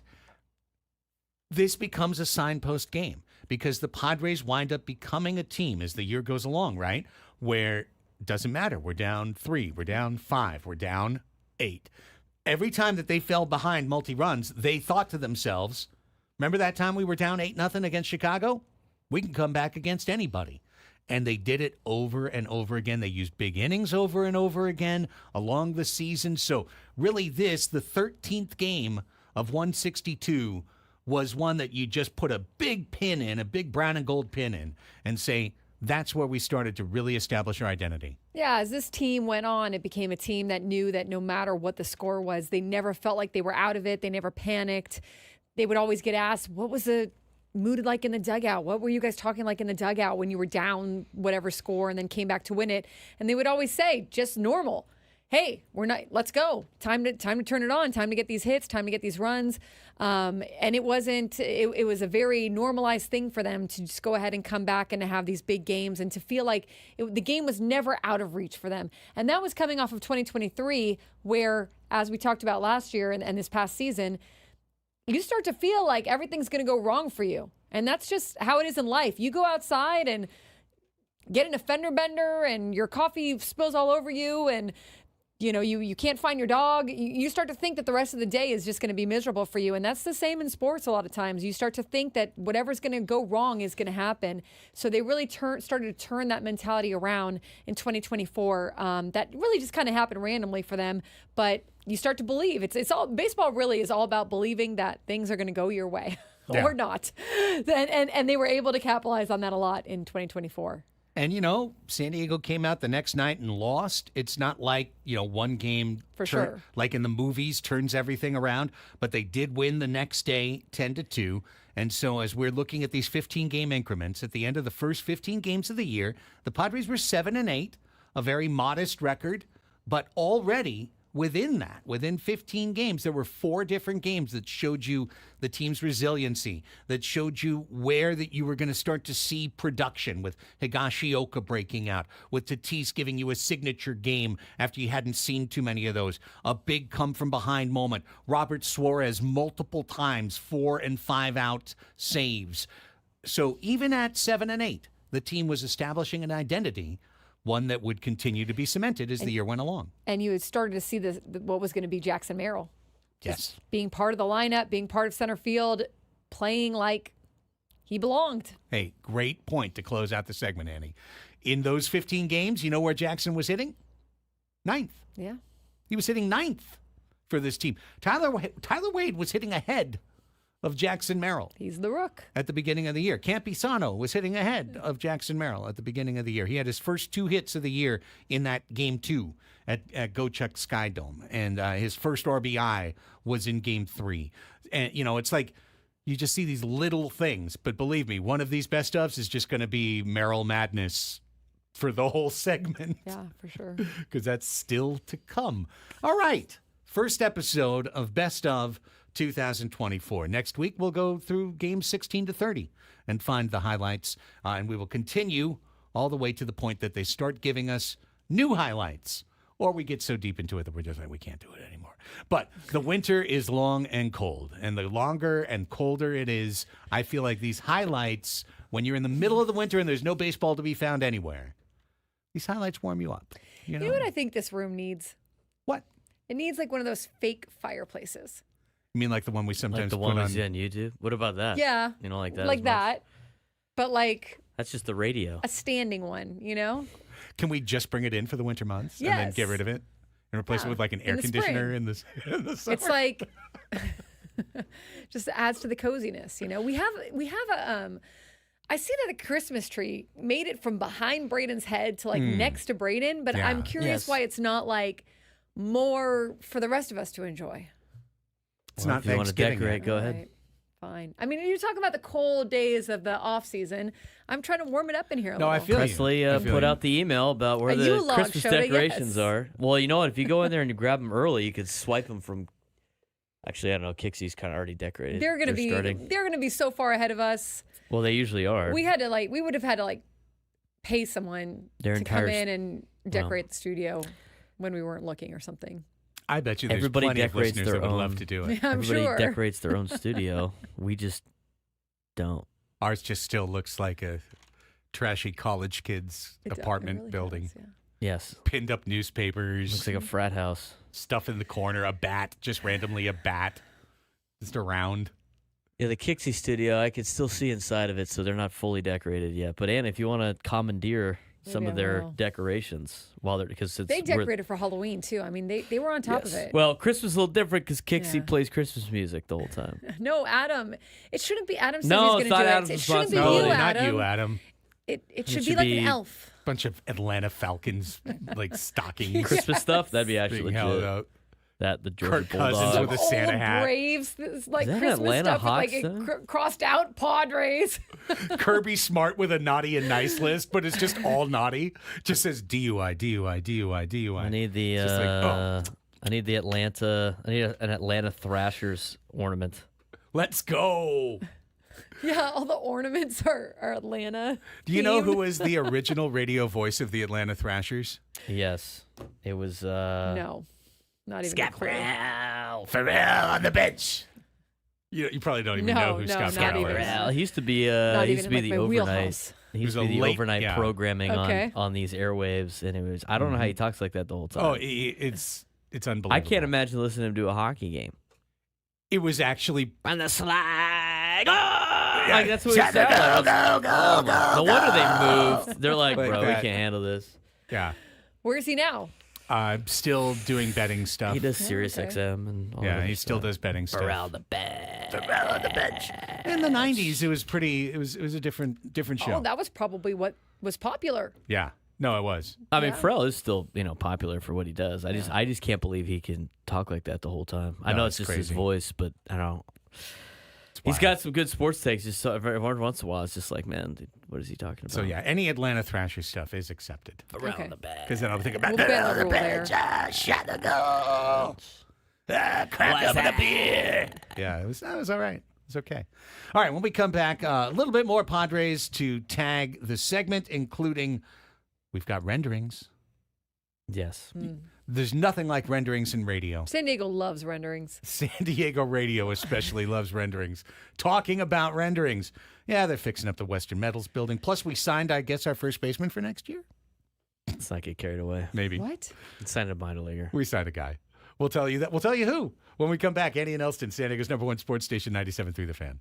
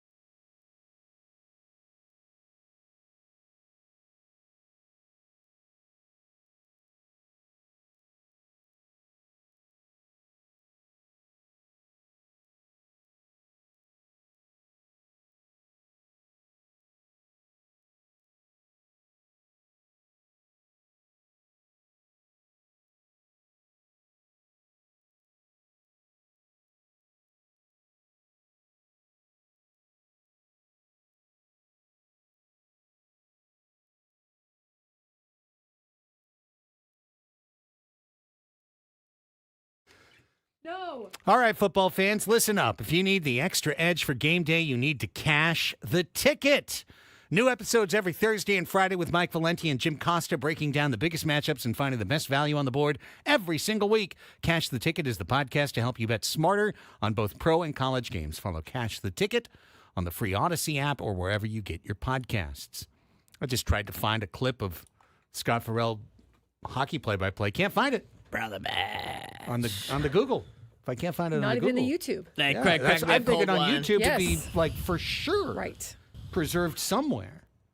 Shows you the impermanence of society, I tell you what. Did it so long ago, they don't have any highlights. Everything disappears. That is the weren't worst, very good. honestly, because now you can chronicle and archive everything just like that. Just put it on YouTube and you'll be there. It's on Right. the At least cloud. until YouTube gets taken down for some reason or It's whatever. on the But cloud. but in those days, yeah, it's probably on like a hard drive somewhere. Yeah, someone's got their, oh God, what were those little mini, Flash sticks? like they were like tiny little cassettes, but they weren't cassettes. They were digital. it's- Digital Yeah. audio tape, DAT. There you go. It's on that digital audio Little tape. DAT. No way to play it anymore, but Right? it's there. We used to have those at a different radio, just like whole shelves of like Yeah. these little discs and digital tapes and like, you wouldn't even have the technology to use that I know. if you found them. You're like, oh wow, radio gold, hours and hours. Good luck accessing You have it. to like go on eBay and try to find like someone selling their old right? player of whatever for a few $100. It's probably just Mike. Mike's probably just got like a closet full of them. Mike and Hammer just have all that old stuff. There you go. It's like, hey, you need a digital audio tape player. Got one for you. Got it. You're gonna have to listen to it, my favorite music, but then I'll give it to you. Just turned him into a dealer in the 90s. Right. Sorry. An audio dealer, You want that an sweet audio equipment You want dealer. that sweet digital audio tape? Come on over to my pad. I'll be home around 11:30. Knock 3 times. You can hang out for a while. It'll be cool. Mom makes meatloaf. All right. Couple other things is we've had a Padre heavy hour. A lot of fun going through some old highlights from 2024. There was a signing yesterday. Let's start with that. The Angels are not alone now. Yeah. Put the Padres on the board, yes, for transactions as they pick up off waivers 28, soon to be 29-year-old minor league free agent Trenton Brooks. In fact, he is 29 now. Good old Trenton. Trenton Brooks. Tell us about Trenton. Well, first thing I need to let you know, Annie, is that Trenton Brooks just might be your neighbor. Oh, He was born and raised in Alpine, California. well, we Wow. already like Trenton Brooks. What high school do you Well, go yeah, to? what high school? Granite Hills High He's a School. Granite Hills Oh, Eagle. he's an Eagle. Granite Hills, my University age. of Nevada, drafted in 2016 in the 17th round out of the University of Nevada. He's matriculated his way through the minor leagues, just getting the rarest of call-ups. In fact, just one this past year from the San Francisco Giants. So he made his debut. He did. Playing one game. 12 games. 12 games. Okay. Playing 12 games, hitting his first big league homer, All right. which was his only RBI. He went 3 for 25 for the Giants, a 120 average. He walked 4 times and struck out 6 times. There you go. Good to get that first homer. That's Probably why fine. you didn't get the welcome to San Diego tweet from the Padres account. He might, maybe. However, playing at the future home of the Sacramento Athletics last year at Sutter Health You Park, can tell us all about it. Trenton Brooks knows everything about Sacramento. I know that place like the back of my hand. Yeah, he played 94 games for the River Cats Wow. last Okay, year. okay. And he hit 302 with a 410 on base percentage for the River I mean, Cats. there you go. That's good. That's good numbers Sterling, right there for right? your minor league Sacramento River Cats Yeah. numbers. And for his career, 689 minor league games. Trenton Brooks has a 360 career on base percentage in the minors. So he's toiled a little bit. Yeah. But I mean, 268 career hitter with a 360 on base. So dude knows the strike zone. Yeah. He's got 340 walks in 689 games. He will walk. He will command the zone. So, hey, who knows? Welcome back to San Diego. Yeah, and Trenton. probably Welcome welcome back. to El Paso. You know. So he signed him a minor league contract. Do you think he's He's competing for that first base job. Well, I don't know. Who needs Solano? We've got Trenton Brooks. No, I think you're going to see him in the minors as well. But listen, a good pickup. I mean, these are guys that AJ Player likes to get. Good history in the minors, knows the strike zone, like you said, good numbers offensively. It is the minors. You don't know exactly how it will translate beyond the 12 games that he played at the major league level last year. But you like a guy who knows how to hit and knows how to find the strike zone and is able to utilize that offense to some pretty good numbers. Yeah, I mean, overall in 2023, he hit 22 homers in 118 games. Then he went all the way down to 10 last year. So, listen, he's 29. We're not talking about the next Yandy Diaz, probably. He's the first signing of the 2024 offseason for the Padres. So that makes him extra important, I feel like, right now. Yeah, hey. Smart man. If you want to get some attention on the Annie and Elsten show, sign in the middle of November, not in the middle of February, with the other 40 guys who they bring into camp. We aren't going to do a breakdown on all of them, but Trenton Brooks got the breakdown. Yeah. That's right. Very cool. Very cool. Actually, honestly, I'm sure he grew up, watching Padres games. So pretty cool to be signed back to your hometown team. Yeah. Let's see if he makes the bigs. Right. Who knows? Maybe he gets called up at some point in the year.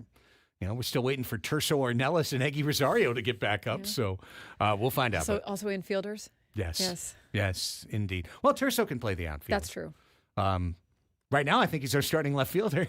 Oh, that's true. Right. Well, still a little time. The offseason is young. It is young. Indeed. Nothing against Terso, but I'm just saying, we don't know what's going to happen, right? It's Trenton Brooks aged is how young the offseason is so far. When we come back, halfway point of our Friday program, your 12 o'clock Sports Fix Weekend Preview Edition, getting you locked in for the weekend that will be after a quick timeout on 97.3 The Fan.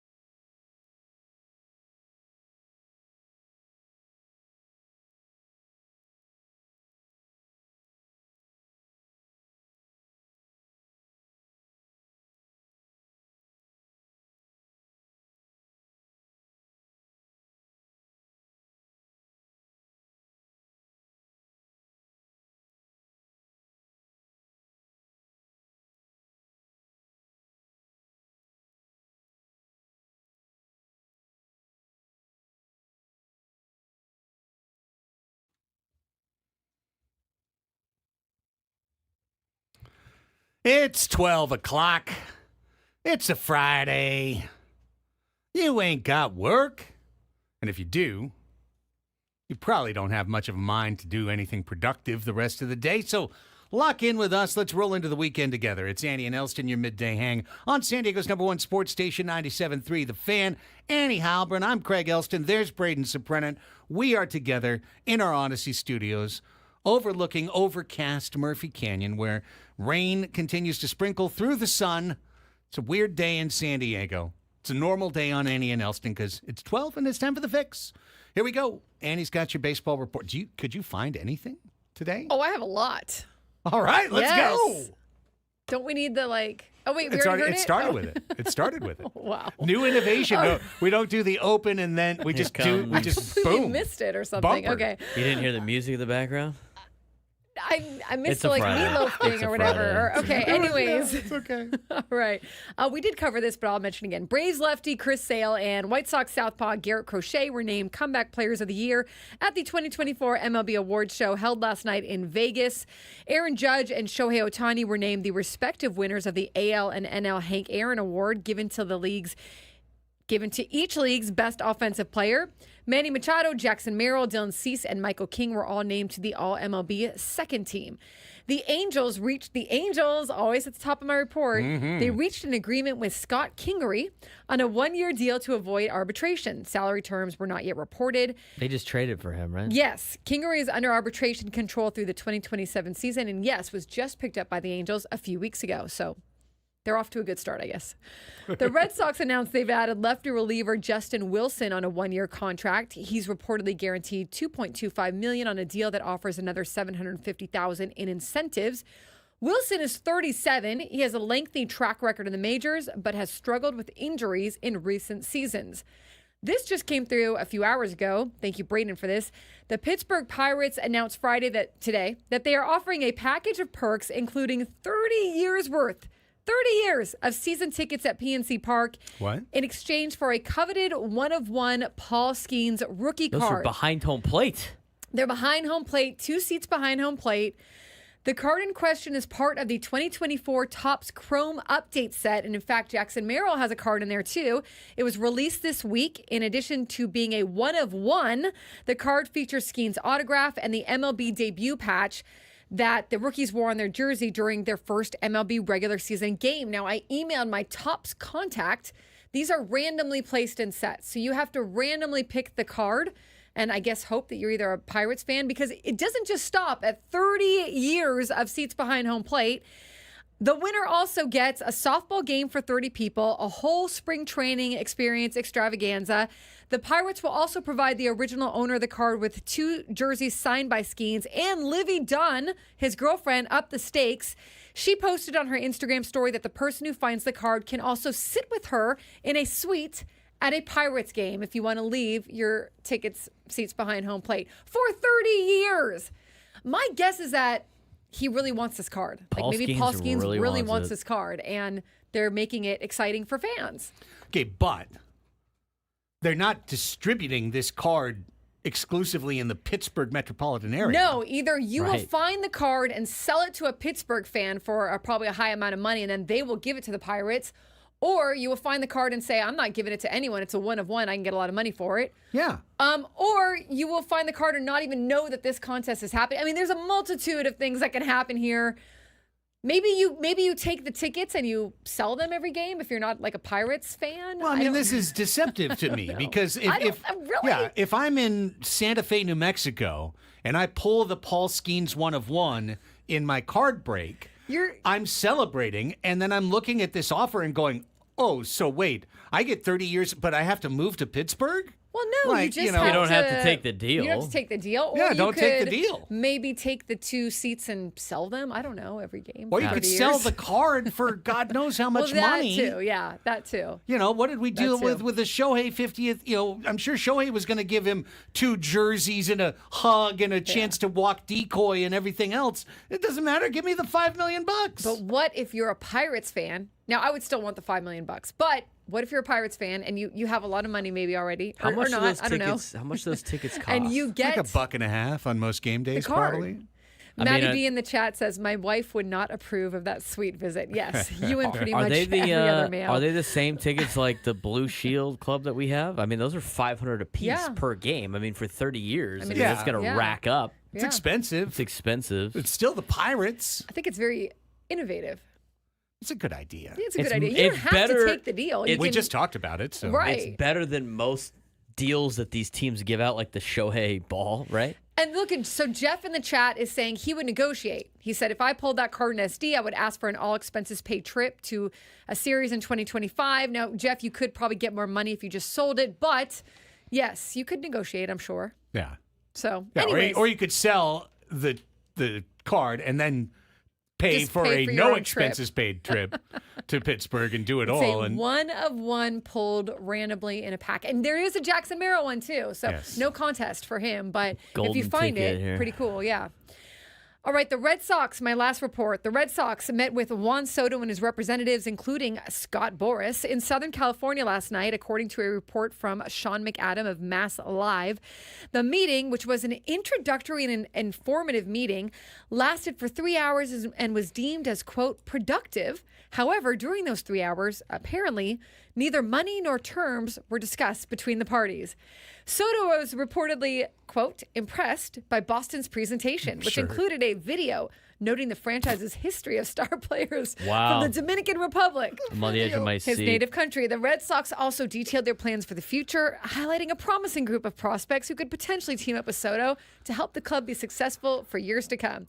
Soto is expected to continue to meet with more teams in Southern California over the next few days. Could you imagine the marketing intern that they put into the super secret editing suite 2 weeks ago, and they're like, you're making the Soto video. Pitch video, right. You're making the pitch video, man. You could change the future of the franchise. This is your Jerry Maguire moment. Right. And this dude who I have now just imagined to be 24 and fresh out of college, didn't sleep 2 straight weeks, fretted over every frame of the video, and then it's like the presentation happens and this dude's just waiting. Hey, what did Juan think of the video?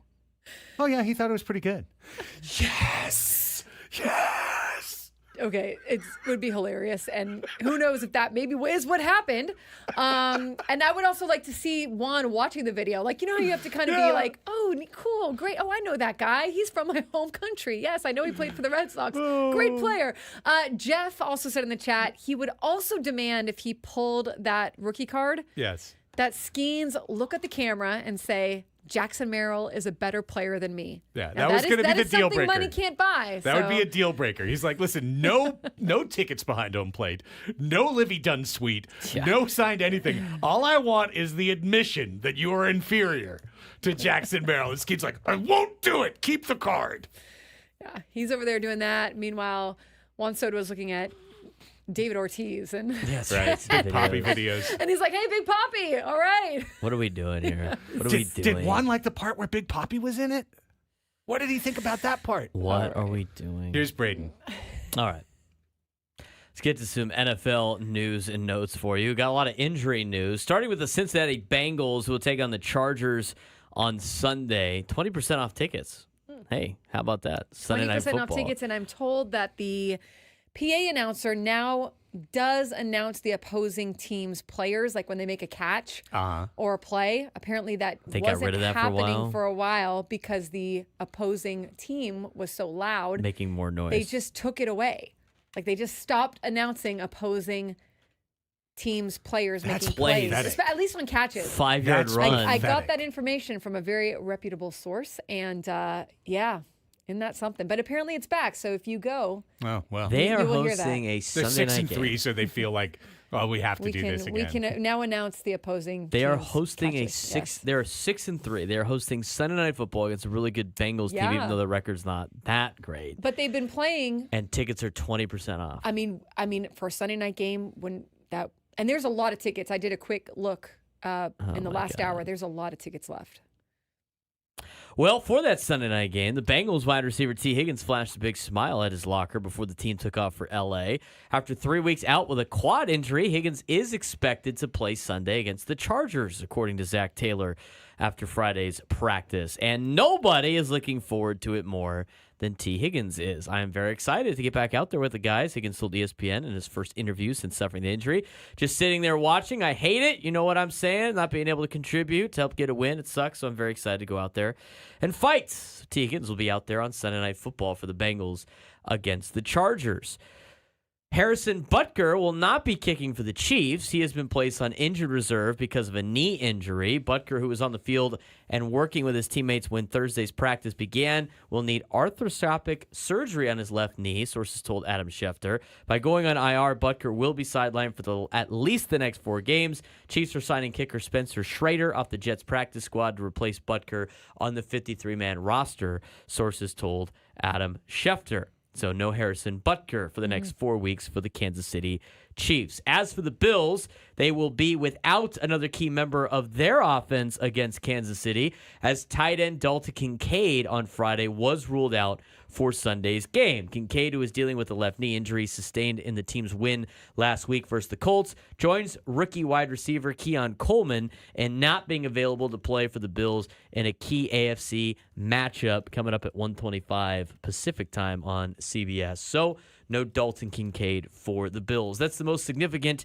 injury news that we have for you in the NFL. We'll be back with college football and high school football playoffs that resumed tonight. But first, here's Craig. Here we go. We'll start with the local teams report.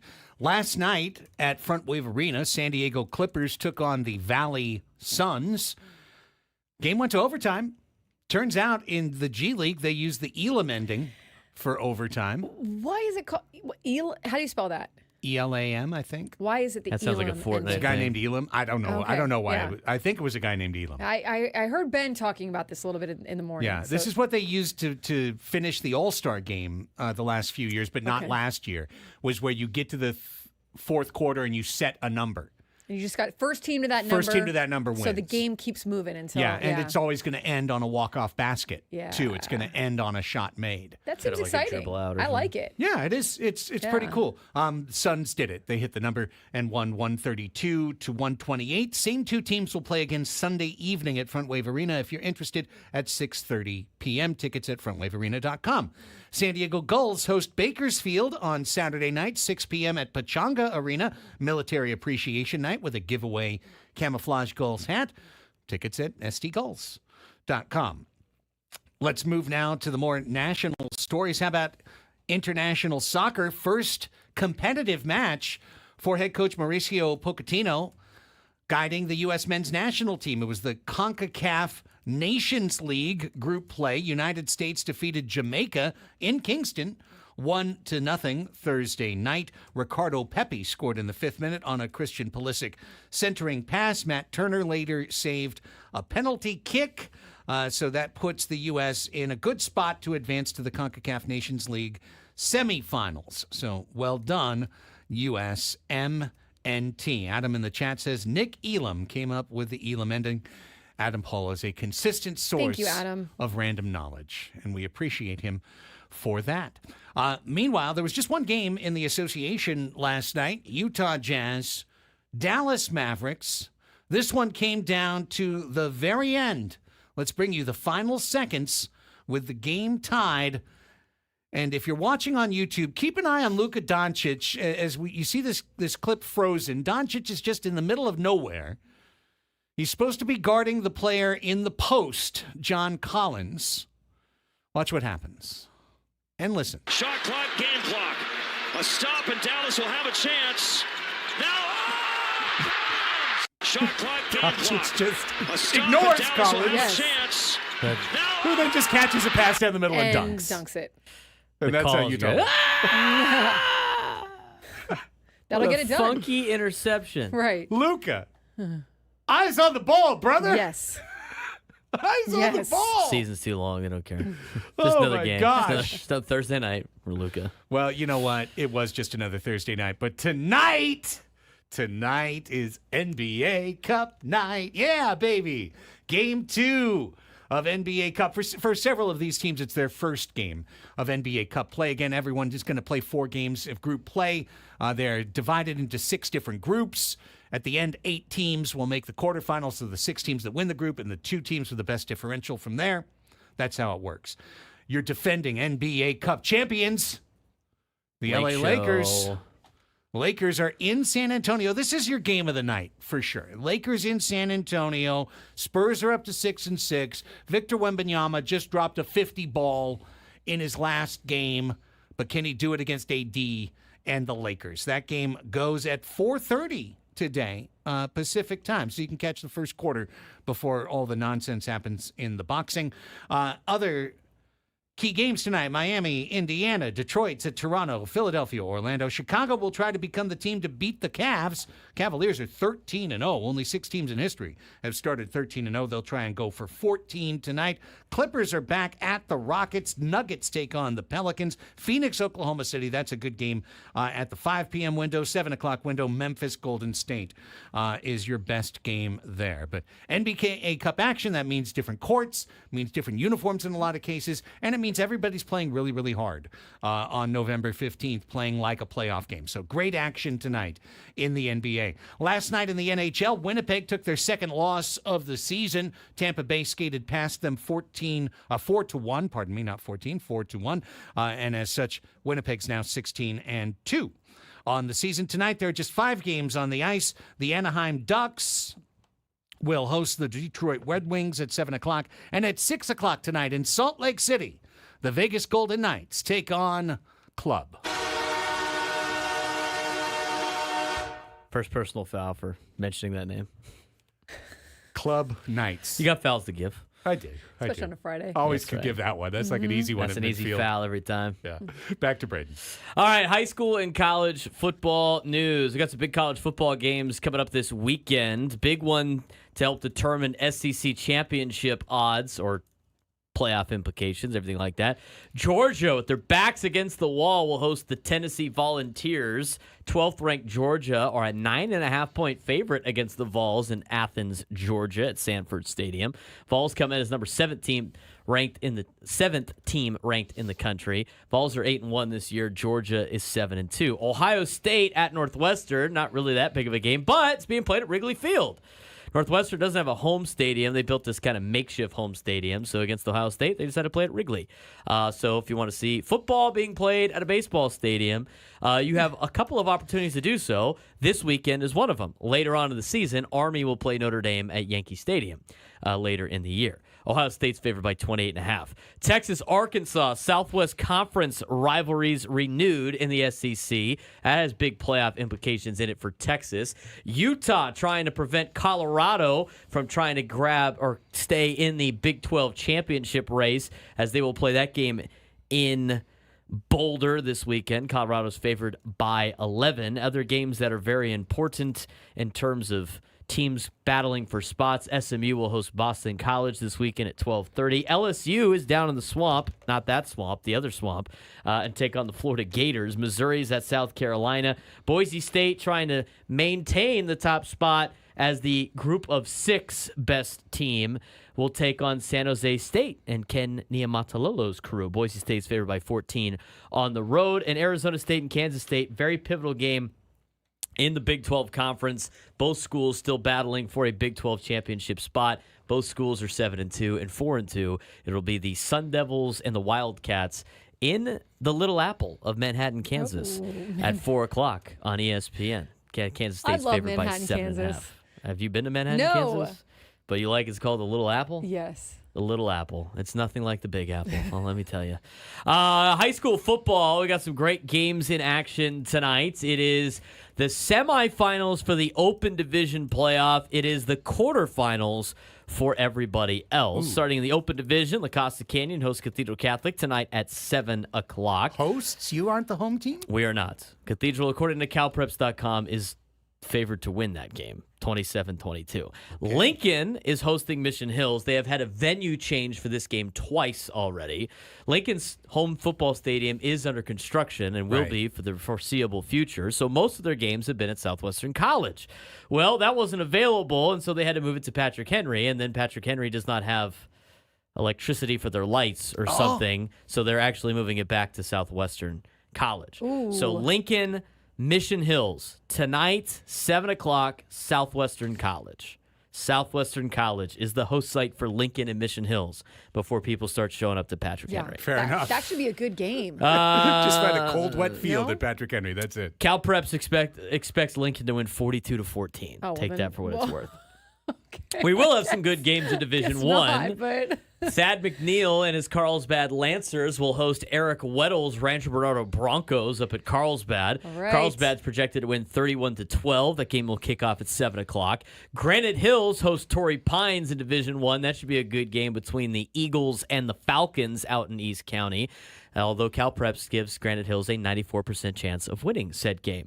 Mount Miguel will go to El Camino to take on the Wildcats. El Camino projected to win 31-28. Mount Miguel's Brandon Arrington has been announced. He is a junior for the Matadors. He has been announced as the number one recruit in the country for the junior class by On3 and ESPN. So congratulations to Brandon Arrington of Mount Miguel. San Marcos will take on Del Norte tonight at San Marcos. A rematch of a league game from earlier on should be a fun one. D2, Helix and La Jolla. Modern Day Catholic hosts Bishops. Bishops' Cash Herrera, who is committed to Iowa, is the quarterback for the Bishop Knights. Should be a good matchup there. Poway will host Point Loma. University City will host Christian.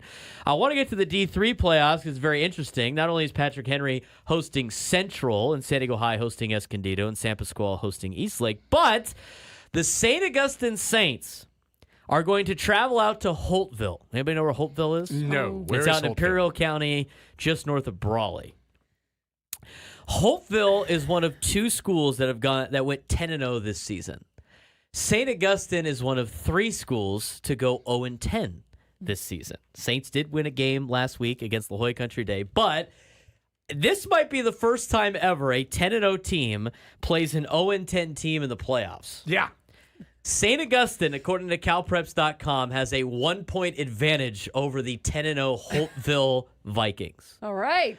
So CalPreps.com thinks the 0-10 St. Augustine Saintsmen will beat the Holtville Vikings 22-21 today. Hey, there's a- May I remind you, CalPreps.com is predicting games at an 87% accuracy rate. And that they were pretty much validated in the first round. Right. Yes, by all the scores and everything else. And so all the coaches should learn how to embrace the computer in this case. Exactly. The only thing they should be upset about with 0-10 teams making the playoffs is CIF's brackets that they put together. That the coaches voted on, so they should just be mad at themselves. El Cap will host Chula Vista, Mira Mesa, Grossmont, Mission Bay, Westview, Ramona, Montgomery in the D5 playoffs. Bonita Vista hosts Santana. Crawford hosts West Hills.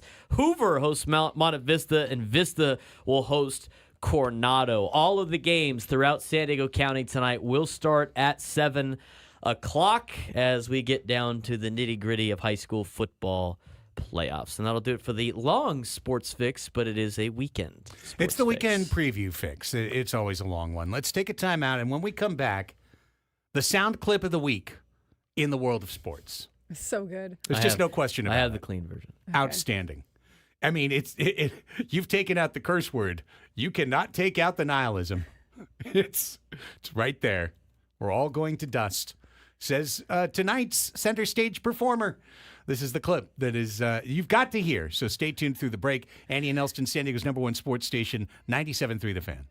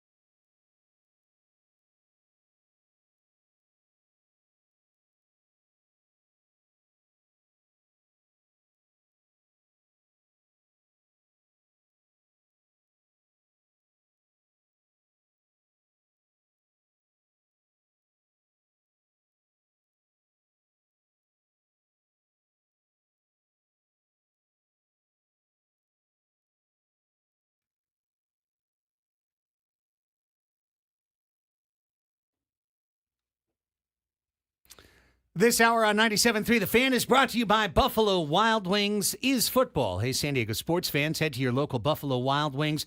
Try their new maple chipotle sauce for rich maple sweetness and a mild, smoky chipotle heat. Or for a bit of a kick, check out the new Cajun sauce for a rich blend of spicy and tangy pepper sauce. Stop by your San Diego B-Dubs or order now for takeout and delivery with Buffalo Wild Wings Go. Andy and Elsten back with you. I'll fully admit, 52 years old, there's certain things I just don't get, just don't understand. There's some people whose popularity I just can't fathom. I don't get it. I mean, for example, and I heard our boys in the morning do it a couple days ago.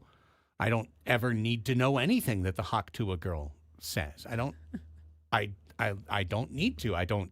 The youth of America loves her right now for don't care God who her knows boyfriend how long. is. Pookie? You don't care about Pookie? Found her commentary to be meaningless and banal and pointless, and consider it the dumbing down of America, to be quite honest with you. Welcome to social media. Yeah. She's making bank. Making bank. I get it. For literally I no get it. reason. I get it, but why? Yeah, I know. exactly. I don't understand why. Because kids find her entertaining This for is some the reason. new world. Yes. So along those lines, Jake Paul, Same thing. don't get it. Don't get it. Never got it. Don't understand. Don't understand why I care about him. Turns out I don't. Don't understand why I'm supposed to. Never understood it. Never understood it from the start. YouTuber, okay, cool. You be you. And this is, pardon me for saying that because, I'm of a generation. I'm 52. I'm not 102.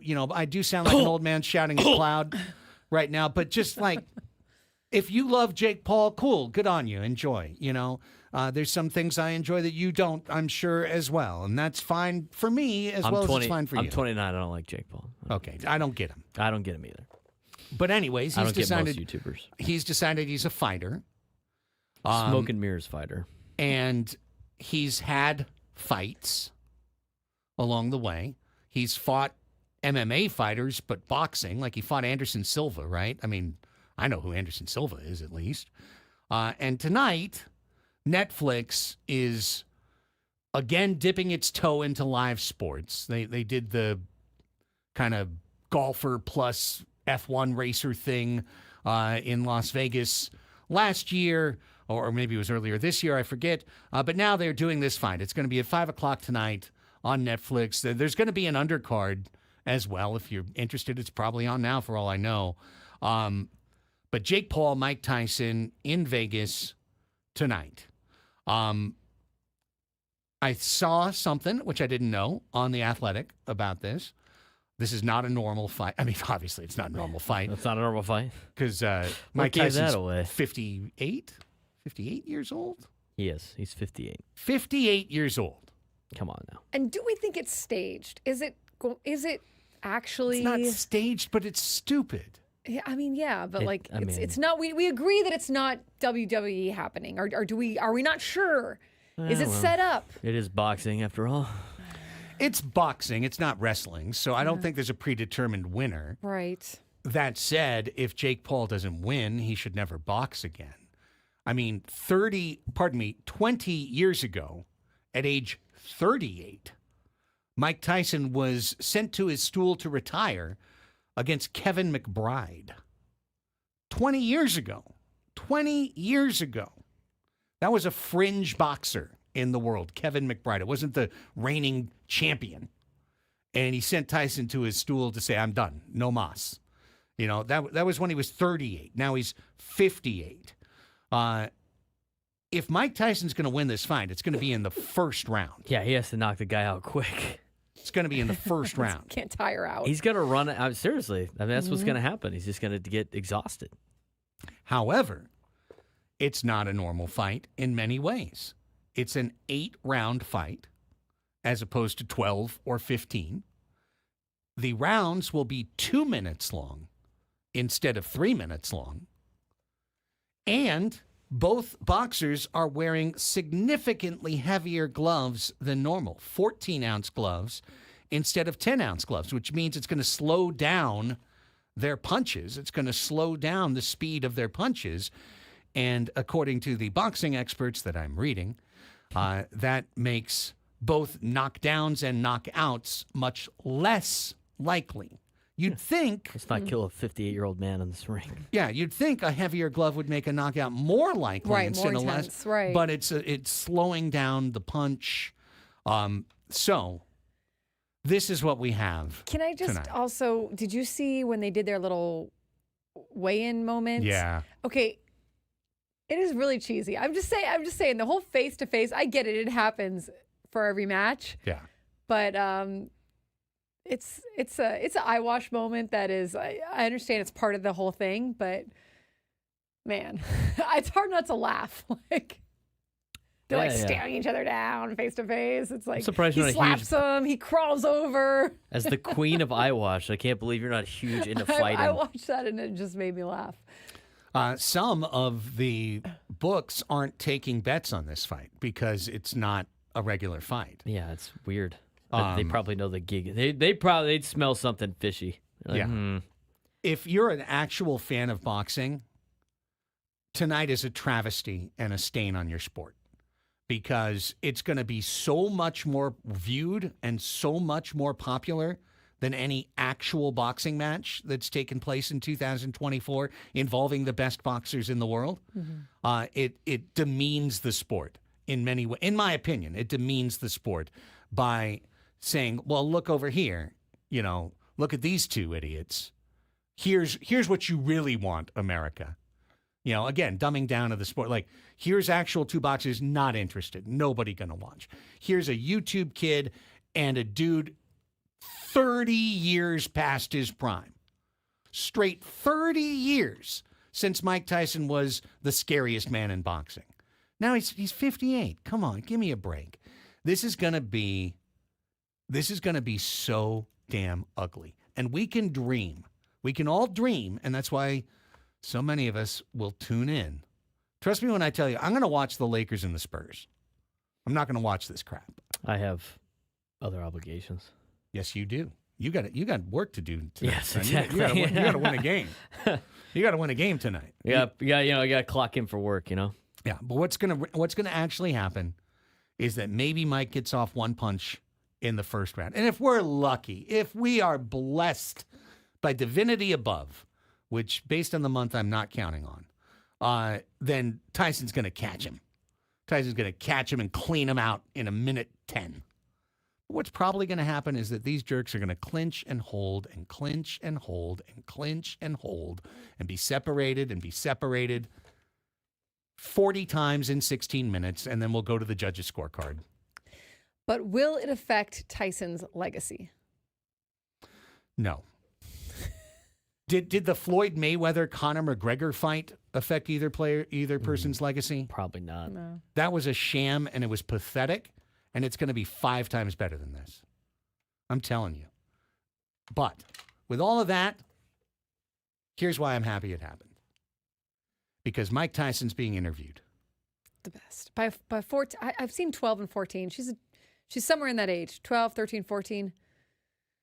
The young girl? Yes. I thought I had read 11, but okay. Okay, she's somewhere between 11 and 14. So for some reason, again, because the world, the universe is collapsing and this is so important and there's so many eyes on it. Now we have, regular reporters shudder to cover this Jake Paul, Mike Tyson fight. However, Mike Tyson was interviewed by a sweet young girl.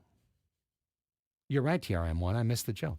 Thank you, TRM1. I didn't even hear. I'm sorry. That's all right. I missed To the joke. ring for this fight. Thank you. Here we go. TRM1. TikTok's I Am Jazzy's World TV. And I'm so curious too. Is this part of the media gauntlet? Did he gotta do be. other media and then he gotta just be. stopped with her?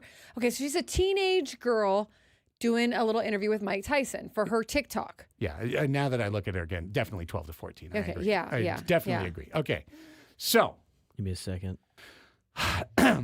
this is something. This is Mike Tyson. I'd like to believe this was the 90th interview that he did.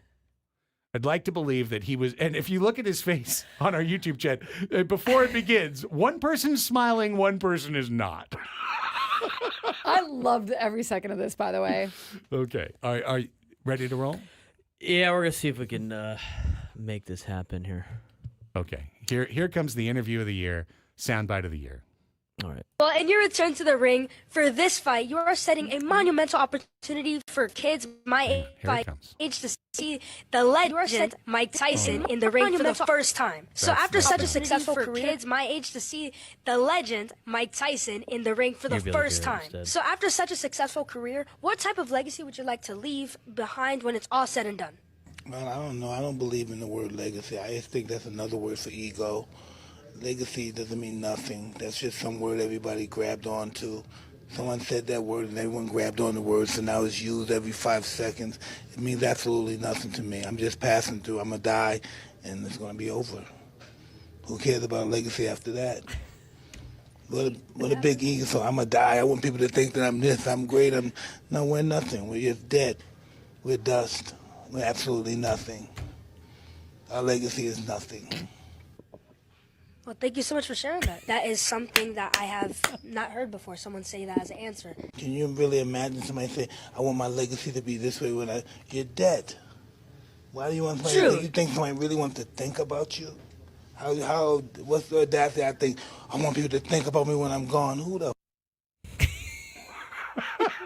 Who the F cares? I'm dead. First of all, his message is a true message. Okay, I understand we're getting deep here. It's a little dark, but I think this is Dark on a Friday. It's dark on a Friday, but I mean, Mike Tyson speaking the truth here. I see like 50 Cent. I've seen a story just like an hour ago. It's like he's like, tell Mike Tyson to keep his scary views away from young children or whatever, and like this kid's gonna be traumatized. This kid's gonna be just fine. He's made her famous, all right. And she was like, "Thank you for letting me know." And she's gonna go TikTok today and be totally fine, all right. I love that he was Mike Tyson. He didn't care if she was 14 or she was 44. He was just gonna be Mike Tyson. You know what? Some 14-year-olds need to hear the wisdom. That's right. Of Mike Tyson. That's right. I'm telling you, because I kind of feel I'm kind of feeling your side of this, Annie, that she walked away and like said to mom, well, that was weird, and then went right into the next TikTok and just blew right by it. No pondering, She'll be fine. no philosophy, no thought behind it. Oh, well, okay, thanks for that. Later in life, she'll look back on that one and she'll be like, I get what he's saying now. Okay. As a sophomore in college, she's in her heyday, right? Yeah, there'll be like a whoa. In a philosophy class that she has to take. We are all going to die. In the philosophy class. Legacy is irrelevant because I'm Yes. going to be dust. No one's going to care. I am not going to care. Huh. Because I'll be dead, just like you. We're all going to die. Let's all eat at Arby's together. The nihilism of the moment beef and cheddar. was just sublime. Honestly, sublime. was. It's the quote of the year. You just didn't expect it. You didn't expect that coming out of Mike Tyson's Can I mouth. hear it one more time? I'd love to hear it one more time. I know the syncing with the video. Don't worry about that part. We're really a radio medium anyhow. I did enjoy on the video. Just she keeps the smile kind of frozen for a while, just like. Hey, he's helping her hone her interviewing skills, which were good. It's good way to practice. In your return to Boy, the beginning of that's all messed up. It's hard to buffer. It's buffering here. It's such a sweet question, though. I Oh, know, yeah, it just yeah. doesn't want to play. Hang on. Boy, our Well, in your computers are return to special. the Here we ring go. for this It's rough. It's too much fight, for you are thing. setting a monumental Monumental opportunity. Yeah, it's not going to work. Nate is exactly right in the chat. Tyson said, put the fries in the bag. That's right. Nate loves that, man. I really hope Nate Taylor in the chat, everywhere he goes, he uses that phrase. Put the fries in the bag. Yes. Oh, yeah. All right, we're overdue for a break And anyway. we're definitely delayed on the StreamYard thing now. Yeah. Computer malfunctioning. Computer's going south on us. Okay, so let's take a time out. When we come back, it's time to play Anybody Knows, our last silly game of the week. Phone lines are open now. 833-288-0973. Once the horn sounds, the phones are open. 833-288-0973. Let's get one contestant on the line. up for grabs a chance to qualify for our grand prize 2-night stay at Westgate, Las Vegas, 2 tickets to see Soul of Motown, and a $150 food and beverage credit. Anybody knows the game of ridiculously easy trivia. All you need to do is call up and try to win. 833-288-0973. Call us now on The Fan.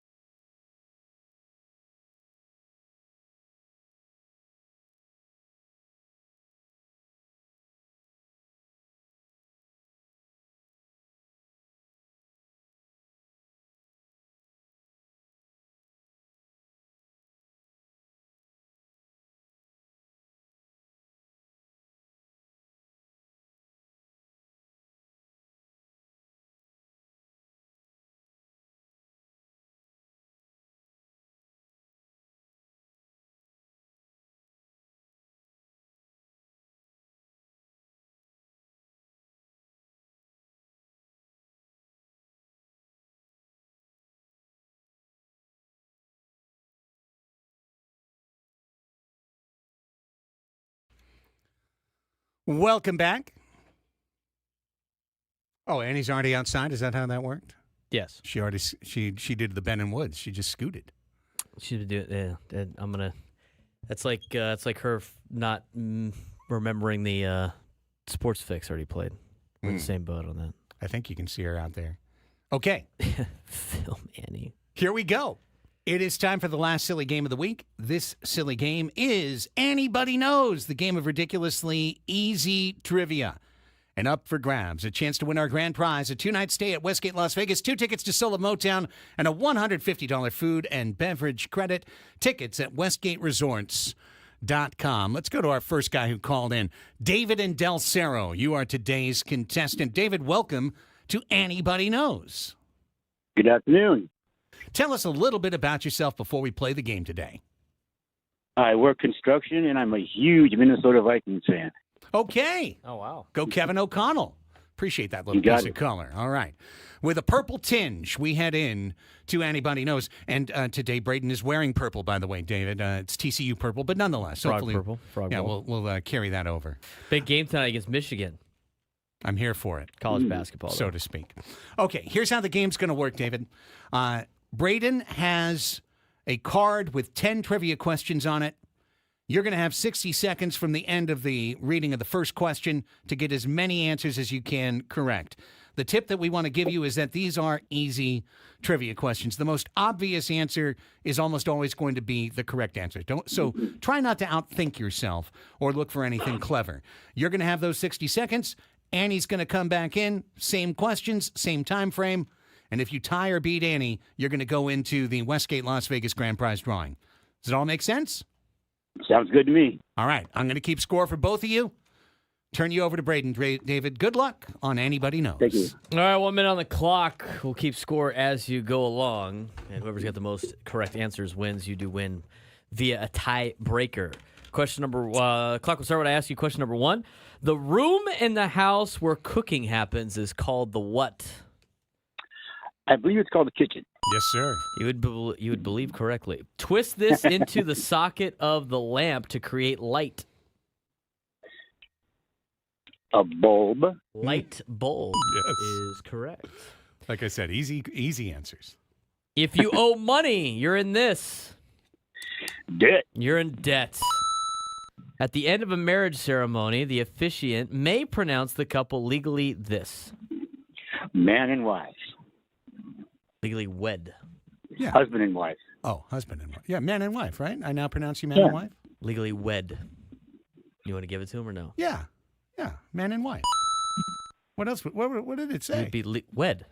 Oh. Legally wed. Yeah, but still, man and wife. That counts. A person who squeezes a handshake has this kind of grip, also a John Grisham bestseller. Iron. Firm. Oh. A small square of fudgy chocolate cake, often containing walnuts. Brownie. A brownie. Delicious.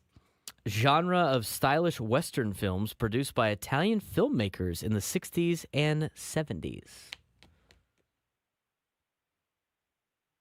Say that one more time, A please. genre of stylish Western films produced by Italian filmmakers in the 60s and 70s. Pass. A little building in the yard for storing your garden tools. Shed. Shed, a person who kills animals in the wild for food.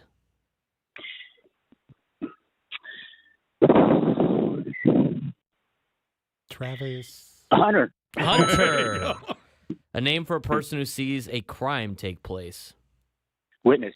A witness. A genre of stylish Western films produced by Italian filmmakers in the 60s and Pornography. 70s. No. Spaghetti Westerns. Spaghetti Westerns. All right, nonetheless, you got 8 out of 10, David. Pretty good score. Okay.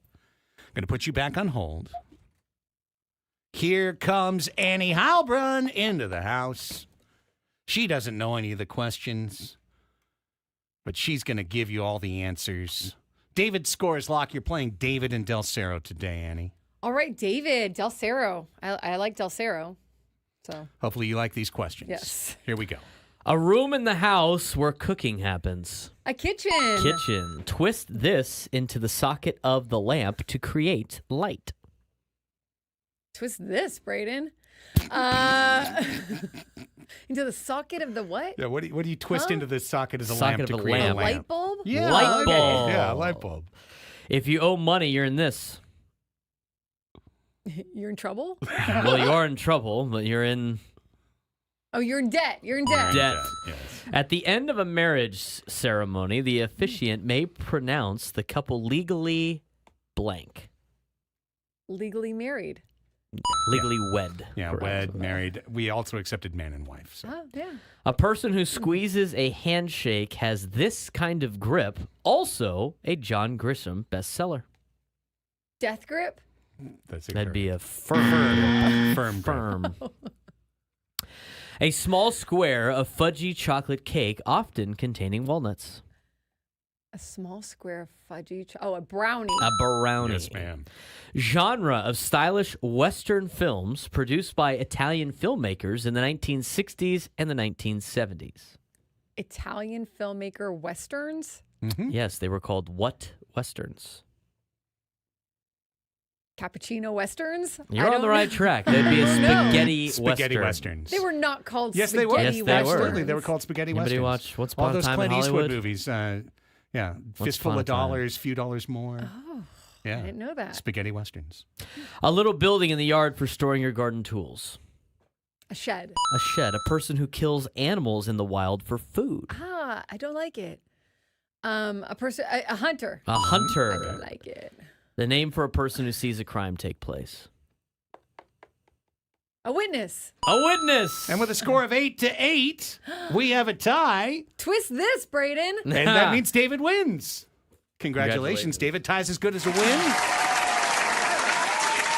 Interestingly, you both got Congrats, the same Braden. two questions congrats, wrong. David. Yeah, I didn't win anything. You both missed What did- question 5 okay. and question 7. You both got those two wrong. Wow. So that's great news. David, congratulations. Thank you for calling. Thank you for playing. Thank you very much. You bet. Thank you. Stay right there. Stay on hold. Braden will You get your are- information during the break. All set, David. Oh, okay. Never mind. Don't Right stay on. on break. See you later. Have a great weekend, and hopefully you win. Adios. And goodbye. We got to go to break. All right, we're back with the final hour of the show. It's Annie and Elsten. We're resetting all the topics from earlier today, plus Media Melanie along with Crossing Streams, plus your chance to call in on Ask Us Anything, all before we bow out at 2, and then Ben and Woods rematerialize as if they were here before. Or maybe they Haunted will be Mansion. here. 4 more hours of Ben and Woods. They got from stuck 2 in the to doom 6. buggy coming on its way back. Hey, guys, can you come back in and do it live? On a Friday afternoon. The answer is no. But we're back live next.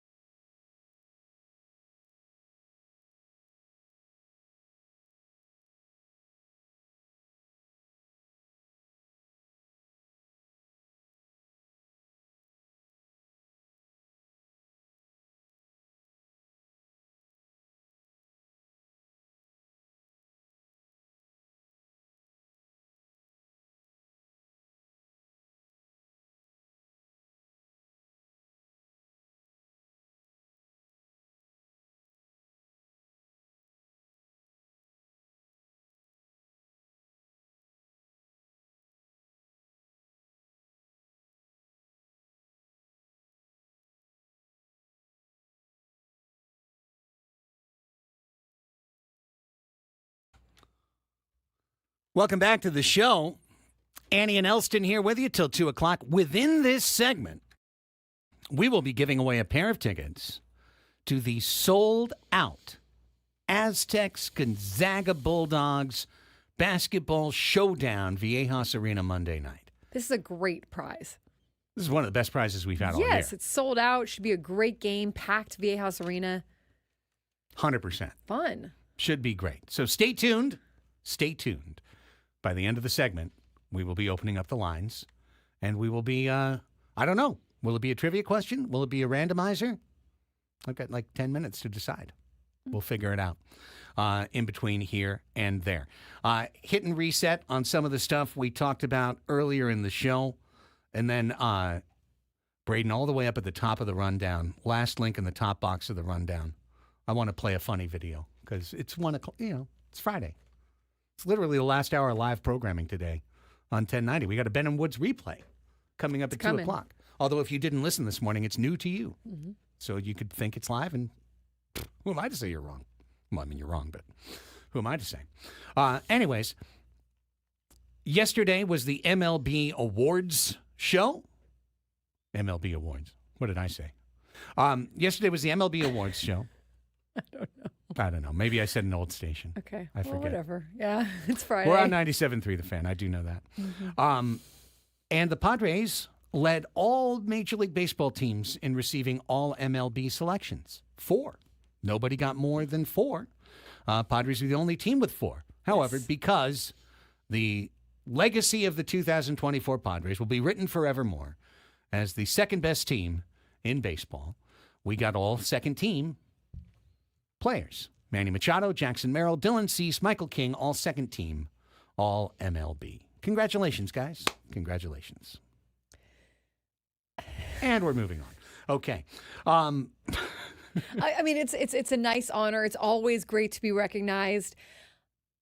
That is, I guess, a common practice, right? In the NBA, you said they do a first team, second team, third team. Mm-hmm. So I guess it's not that out of the ordinary. But yeah, they're essentially saying, hey, here was our best team, and then here's our second best team.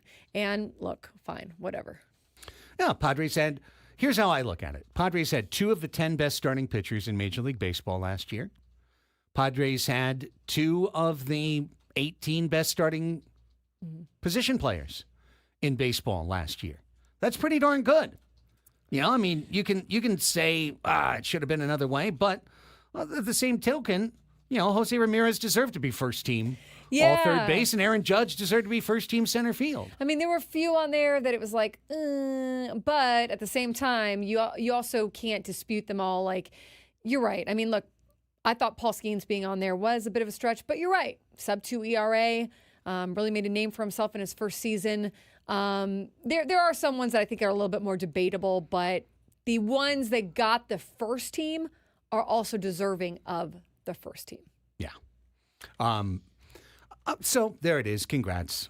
Jerks and Profar finished second to Chris Sale in Comeback Player of the Year. Okay. Chris Sale's the Comeback Player of the Year. Only thing I could really say about that is Chris Sale came from a position of medium, right? A 4.3 ERA season, and he went to great. He went to a higher ceiling. He's going to win the National League Cy Young Award. Jerks and Profar went from the worst position player in baseball, the number 1 lowest contributor, to all-star starting left fielder. So, to me, Sale maybe got to a higher place because he's probably going to win the Cy Young, but Jurickson went up higher than Sale did. Yeah, to me, this Comeback Player of the Year, because they had Garrett Crochet for the American League, and it was because he had an injury last year, came back.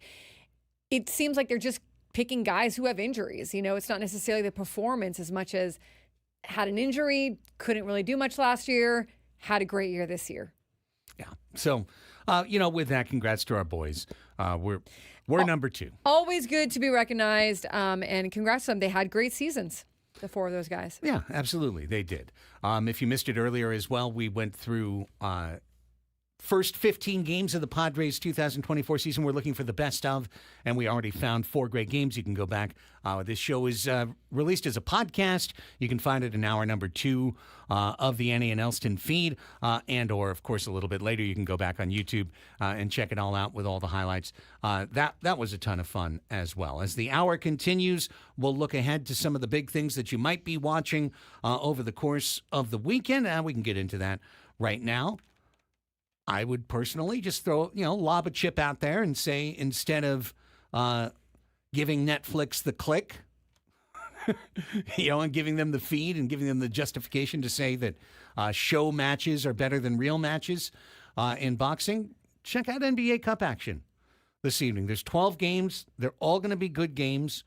And if you've kind of scoffed at the format before, maybe dive in and give it a look. And again, I'll remind you, if you think the NBA regular season just stinks, but you do like basketball, try flipping around.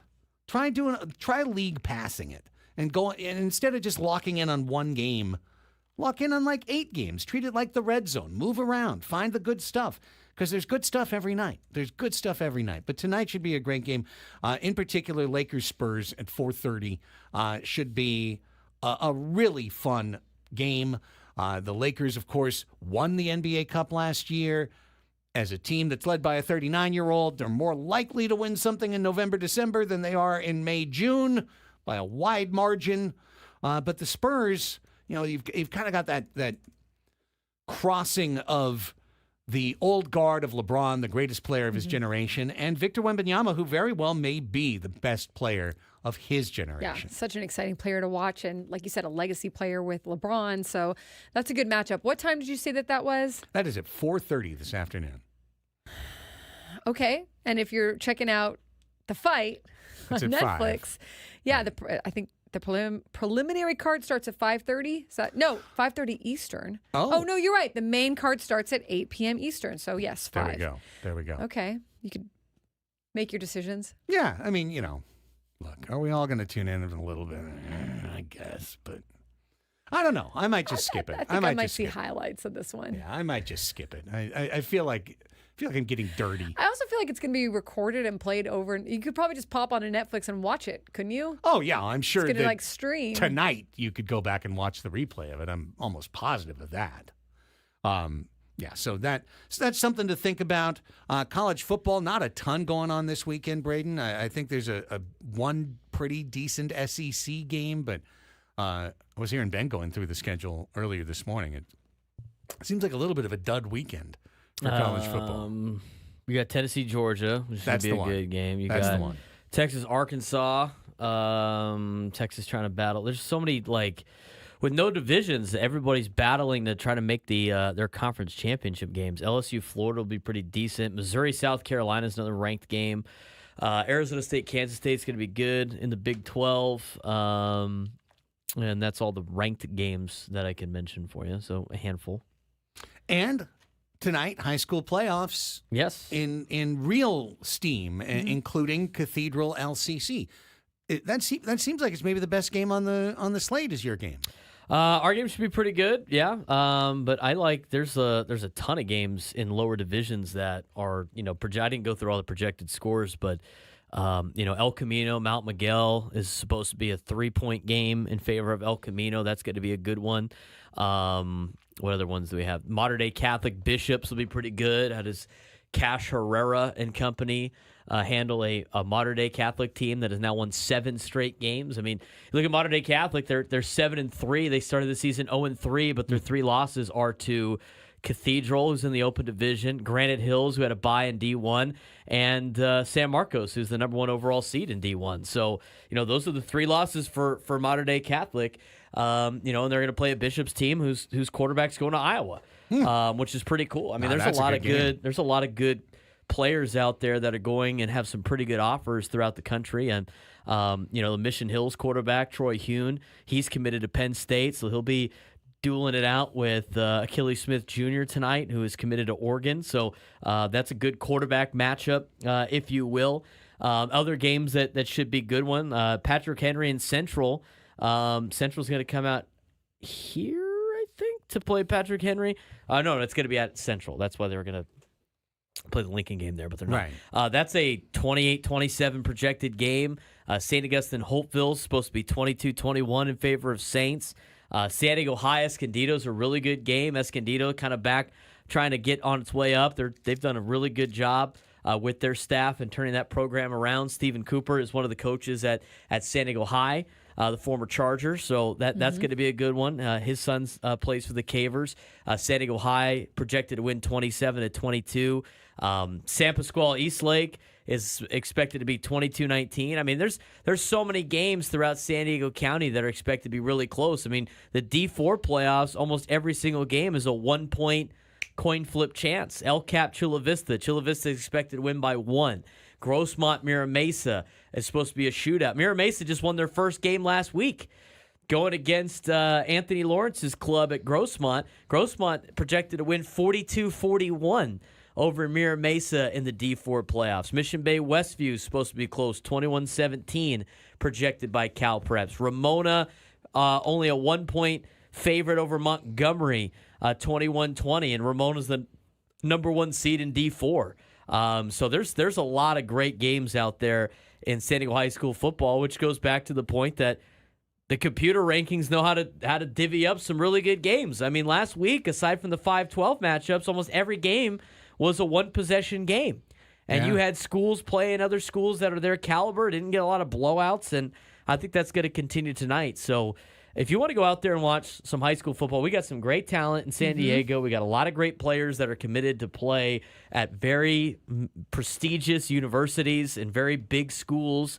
And that's at all levels. I mean, you could go watch Sir Autry run the Rock at Hoover. He's got almost every Ivy League school in the country courting him right now, and he's going to have to go against a Monte Vista team that had beat Fallbrook last week, and that one should be a close one too. So it's going to be a lot of great games. If you have the opportunity, you want to go out and check out some high school football. Go to your local high school, go check calpreps.com, see who's playing, and you'll be able to watch some pretty good ball throughout San Diego County. Obviously, headlined by the 2 open division playoff games between La Costa Canyon and Cathedral Catholic, and Lincoln and Mission Hills. Should be some fun games tonight. Couple other things to tick off the schedule. Yeah, absolutely. UCSD back in action tomorrow night. They'll play host to Seattle University at Lion Tree Arena. That'll be a 7 o'clock tip-off. UCSD already out to a 2-1 start. USD, they will be playing host tomorrow to Idaho State, 12 o'clock at the JCP. Are you at that one, Braden? I am at that one and at the football game that is happening an hour later at 1 o'clock. He's in 2 places at once. Yes. He will run to call play-by-play from one to the other. Day. This is not that far of a run across that little no, mezzanine. It's super easy. You should really do the, I'm doing play-by-play, I'm doing color, I'm doing play-by-play. Like, you guys should just I could pretend to be voice. Jack, yes. and Jack could pretend to be me That's for the right. first for that one kind of half that's going to be intertwined. But yes, USD tomorrow will be hosting Idaho State in men's basketball, and then an hour later at 1 o'clock, around halftime of the basketball game, the football team will kick off against Stetson, and we'll take on the Stetson Hatters. The Hatters. The good old Hatters. The Hatters are not doing very well this year, so we'll see what happens in that game. USD's had a pretty good season in football with head coach Brandon Moore. He's done a great job turning around a lot of things, dealing with a lot of off-field problems that he inherited last year. And the Toreros are 6-3 in football. A couple of games didn't go their way. The one against St. Thomas, really put them, under for potentially winning the conference, and that loss at Drake by a game-winning field goal obviously hurt the most. But a 6-3 ball club that went toe-to-toe with North Dakota, they're pretty good. They're going to get back on their winning ways, but it's senior day for the Toreros football team. So even though the Aztecs are not in action at home this weekend, you could go check out some college football with USD mixed with some college basketball. You could do 2 for 1 tomorrow in Linda Vista. Last thing on my list was Aztecs at UNLV tomorrow night, college football UNLV is like a 3-touchdown favorite. UNLV is really good. Yeah, and They're really good. rough situation for Coach Lewis. He has to run the table to be bowl eligible, but to do that, they'd have to win at Alliance Stadium tomorrow night. So, we'll see. We'll see if there's any progress. That loss to New Mexico was a real killer last week for San Diego State, because if they had won that one, then you could kick this game, still win the last two, which you've maybe got a chance in, and get to 6 wins. Instead, now, I saw Bryce in the paper this morning saying, 5-7, that would show you a little sign of growth. He hit the over for wins. Their over-under was only 4.5. Well, there you go. So that's what you're looking for. But, the UNLV game tomorrow night is going to be rough.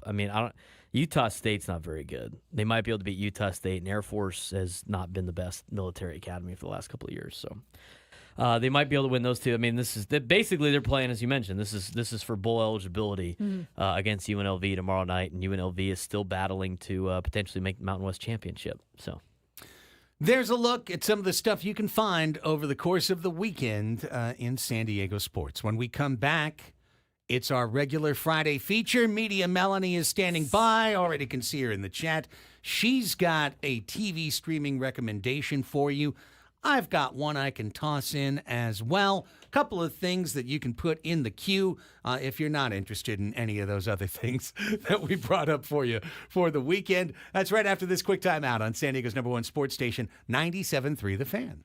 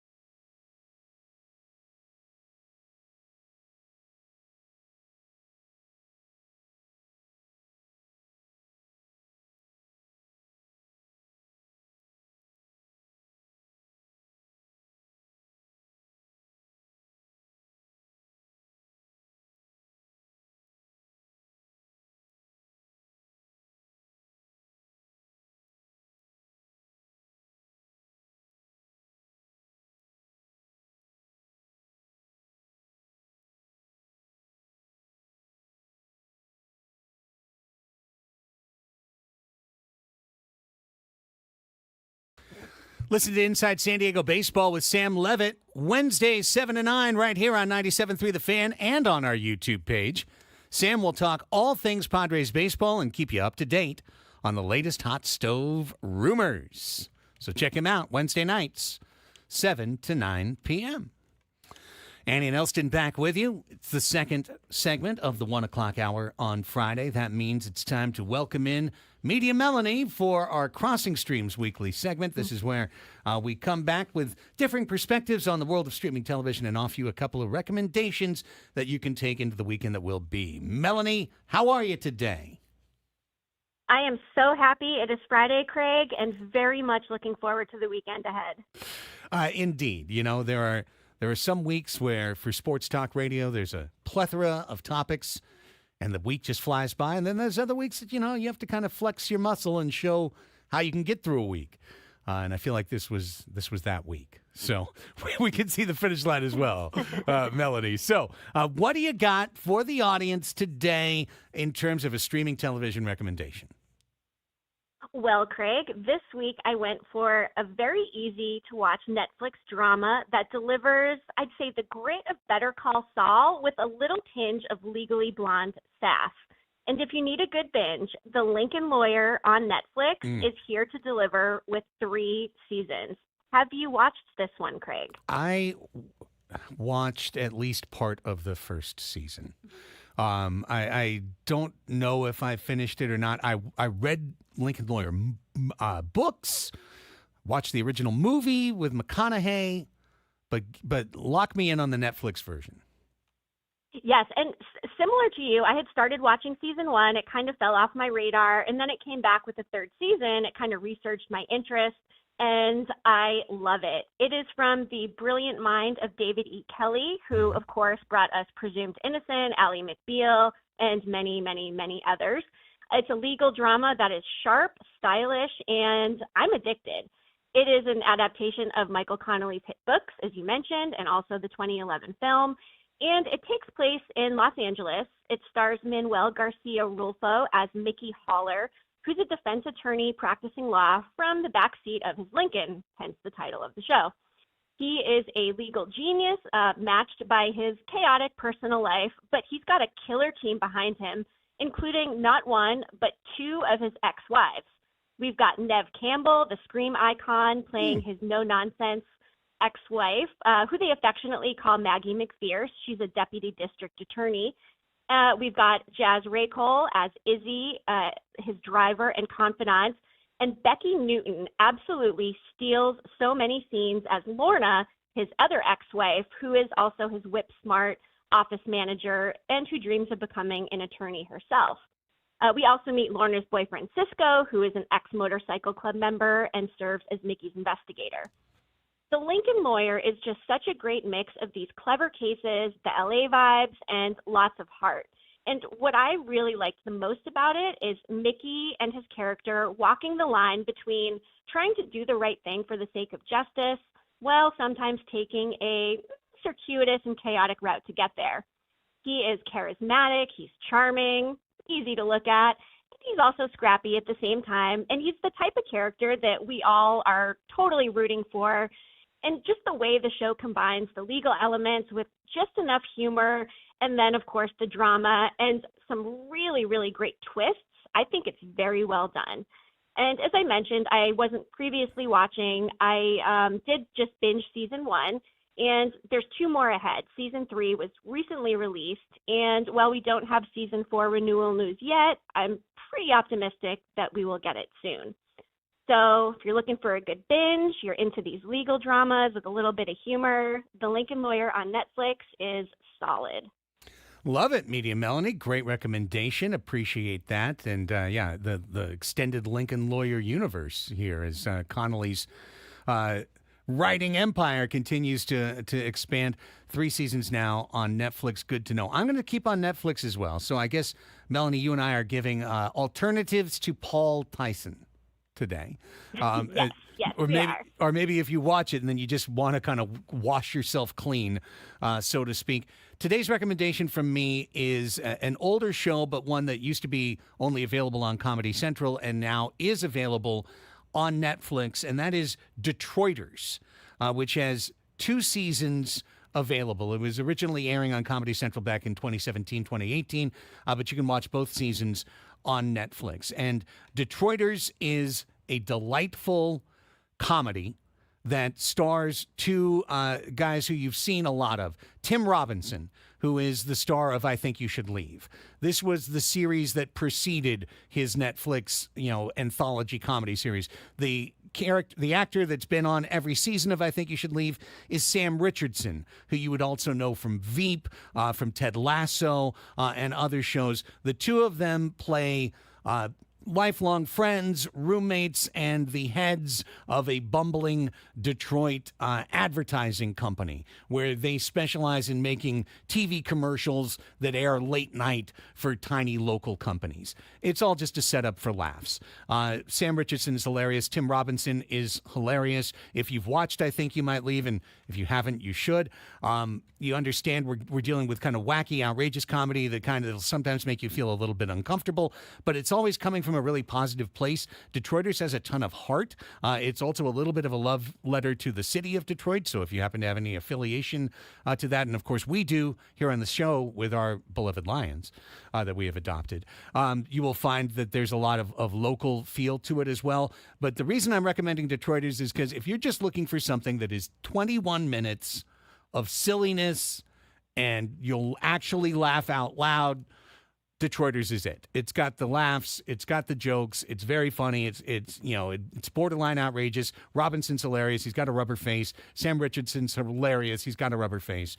So if you're just looking for something, you're in a down mood, you're not looking to plug into something, plotty, you're folding clothes, you're doing dishes, you've had a tough day at work, you just want to veg and laugh, Detroiters is going to 100% fit your bill. It is going to work for you. I think the laughs are going to carry across most people's senses of humor. So that's my recommendation this afternoon. If you're just looking for a laugh this weekend, looking for something that you can pick up, watch, put away, come back to it in a couple of weeks, it'll always be there for you. That's Detroiters, Melanie, today's recommendation. That sounds good. I've not heard of it before, but hey, TV advertising, 21 minutes and laughing sounds great, Craig. All right, great. So that's what we've got. We got The Lincoln Lawyer, we've got Detroiters, we've got 2 Netflix recommendations for you here this afternoon. Let everyone know where they can follow you on social media and elsewhere, Melanie. Yes, you can follow me at Media Melanie on the socials and subscribe to my YouTube channel at MediaMelanieTV.com. Just checking to see if you've got a Blue Sky account yet. I actually did set myself up on Blue Sky. I sure did. Yes, I have not been active there, but I am going to try. Well, you've got your first follower right now. Just happened. Yay. Thanks, Okay. Craig. All right. There's Media Melody. Appreciate you. We'll talk to you next Friday. Sounds good. Thanks, guys. You bet. Okay. I screwed up last segment, Annie. Uh-oh. I did it again. I hate when I do this. We set up a giveaway for 1 o'clock, and then you forget it. And now we got to give it away right now. Give it away now. But our next segment is a call-in segment. Well, can't Braden give him away in the break or something? Yeah, or? that's what's going to happen. Yeah. But it's just going to screw it up. So here's what's going to happen. We're going to I see what you're saying. Well, we'll just make everyone's it gonna easy, call like for the commercial. third caller or whatever. Yeah, that's what we're going to do. 9, 7, or 3. Which would you prefer, Braden? Caller 9, 7, or 3? Let's go 7. Let's go 7. Okay. Lucky number 7. 833-288-0973. Phone lines open now. If you want a pair of Aztec Gonzaga tickets, sold out. San Diego State Gonzaga Monday night. Tickets very hard to get. Can't find them on the resale market. You can get 2 here. You just have to be caller number 7 at 833-288-0973. Then we'll try and clear out the lines and bring you back in. But earlier, Jeff had a great question for Ask Us Anything that we can start with from the chat. So that's what we're going to do. Last segment of the show. Right after this, Annie and Elsten, San Diego's #1 sports station, 97.3 The Fan.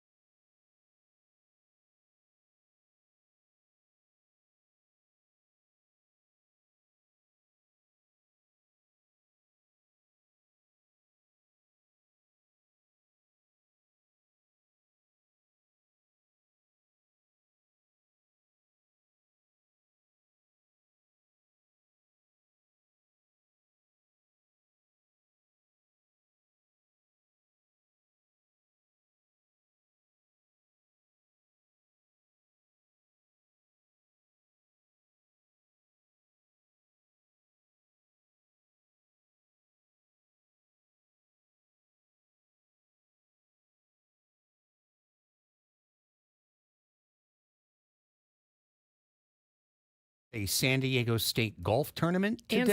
And Scraby. Yeah, I mean, Scraby would be wandering the halls alone otherwise. We'd have warm bodies walking around this place. Yeah, no chance on a Friday. Yeah, just Greg. Yeah, on the red, Greg. But he's a Philly fan, so it's kind of a cold body. Good point. He's it. He's it. That's it. You can shoot a cannonball through the hallways of the Odyssey Palace on a Friday.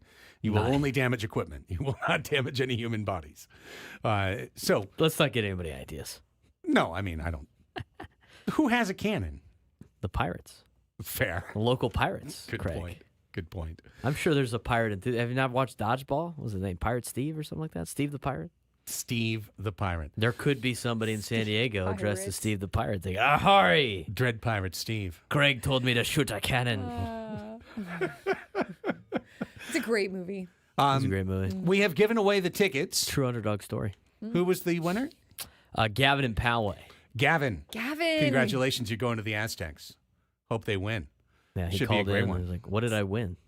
Really? Yeah, he did. He literally said, "What did I win?" He had no idea. You won like Gavin, the best you tickets won, in town. Big I know. tickets, right? Is that going to make everybody angry that actually knew what they were calling in for? I don't know. They lost to the guy that had no idea what he won. So y'all that are still calling, if you'd like to call in for Ask Us Anything, feel free.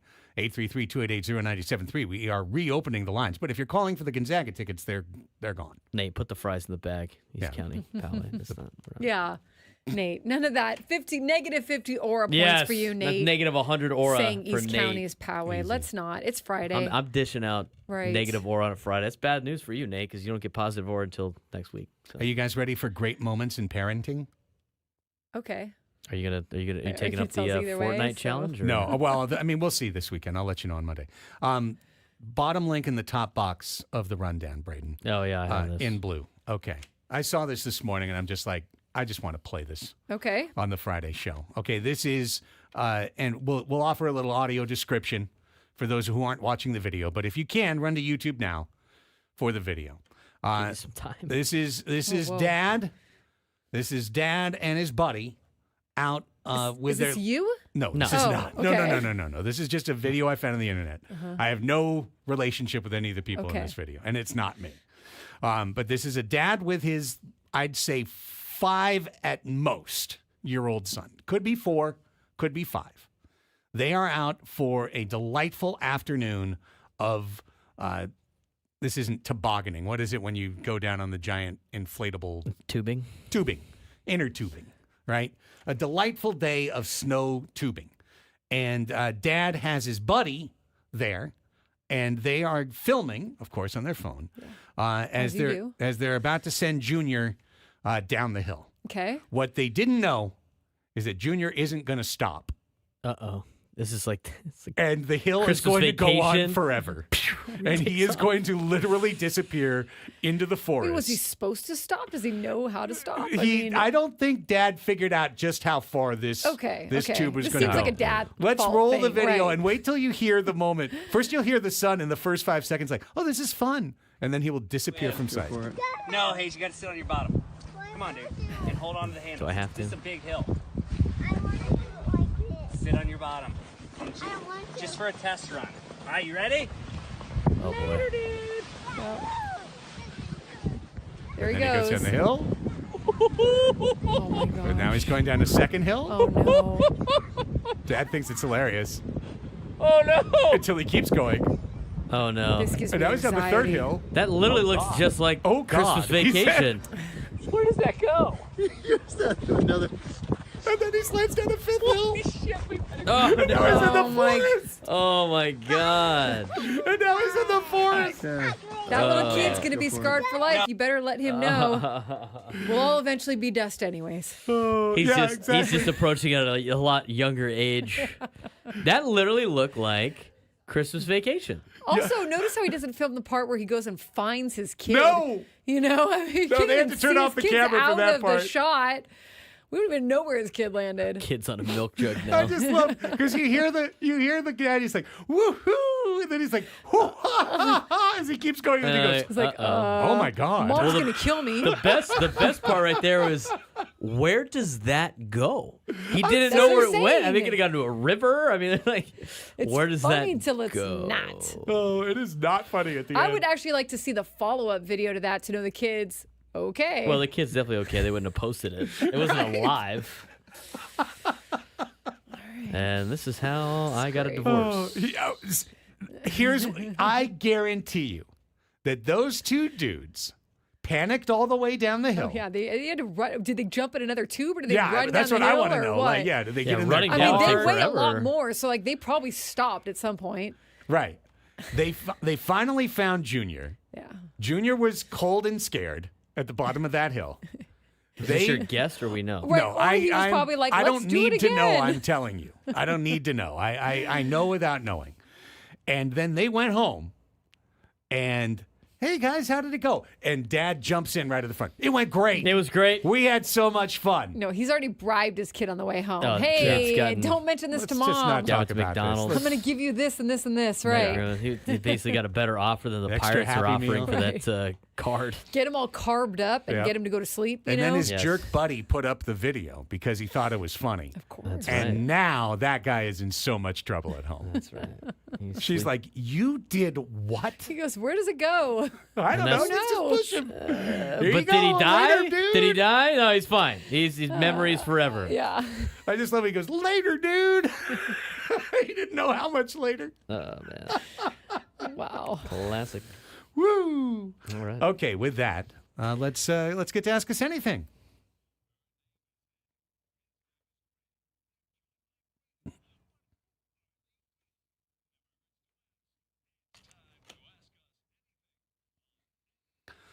Okay, phone lines are open, 833-288-0973. Once again, I remind you, we have already given away the tickets. So if you're on hold hoping to win the tickets, You lost, sucker. you can hang up. But if you're on hold to ask us a question, if you could drop the music just a little. There we go. If you're on hold to ask us a question, feel free. We look forward to talking with you. First, though, I want to get to Jeff's question in the chat because he asked it like over an hour ago, and it was a really cool question. And here's how it goes. This is one of them thought experiments, Annie. I haven't seen this question. Oh, you haven't? I Okay. missed it somewhere. Yeah. 1246. Oh, okay. If you could, so wrap your head around it. I've got an idea. I can go first because I saw it earlier.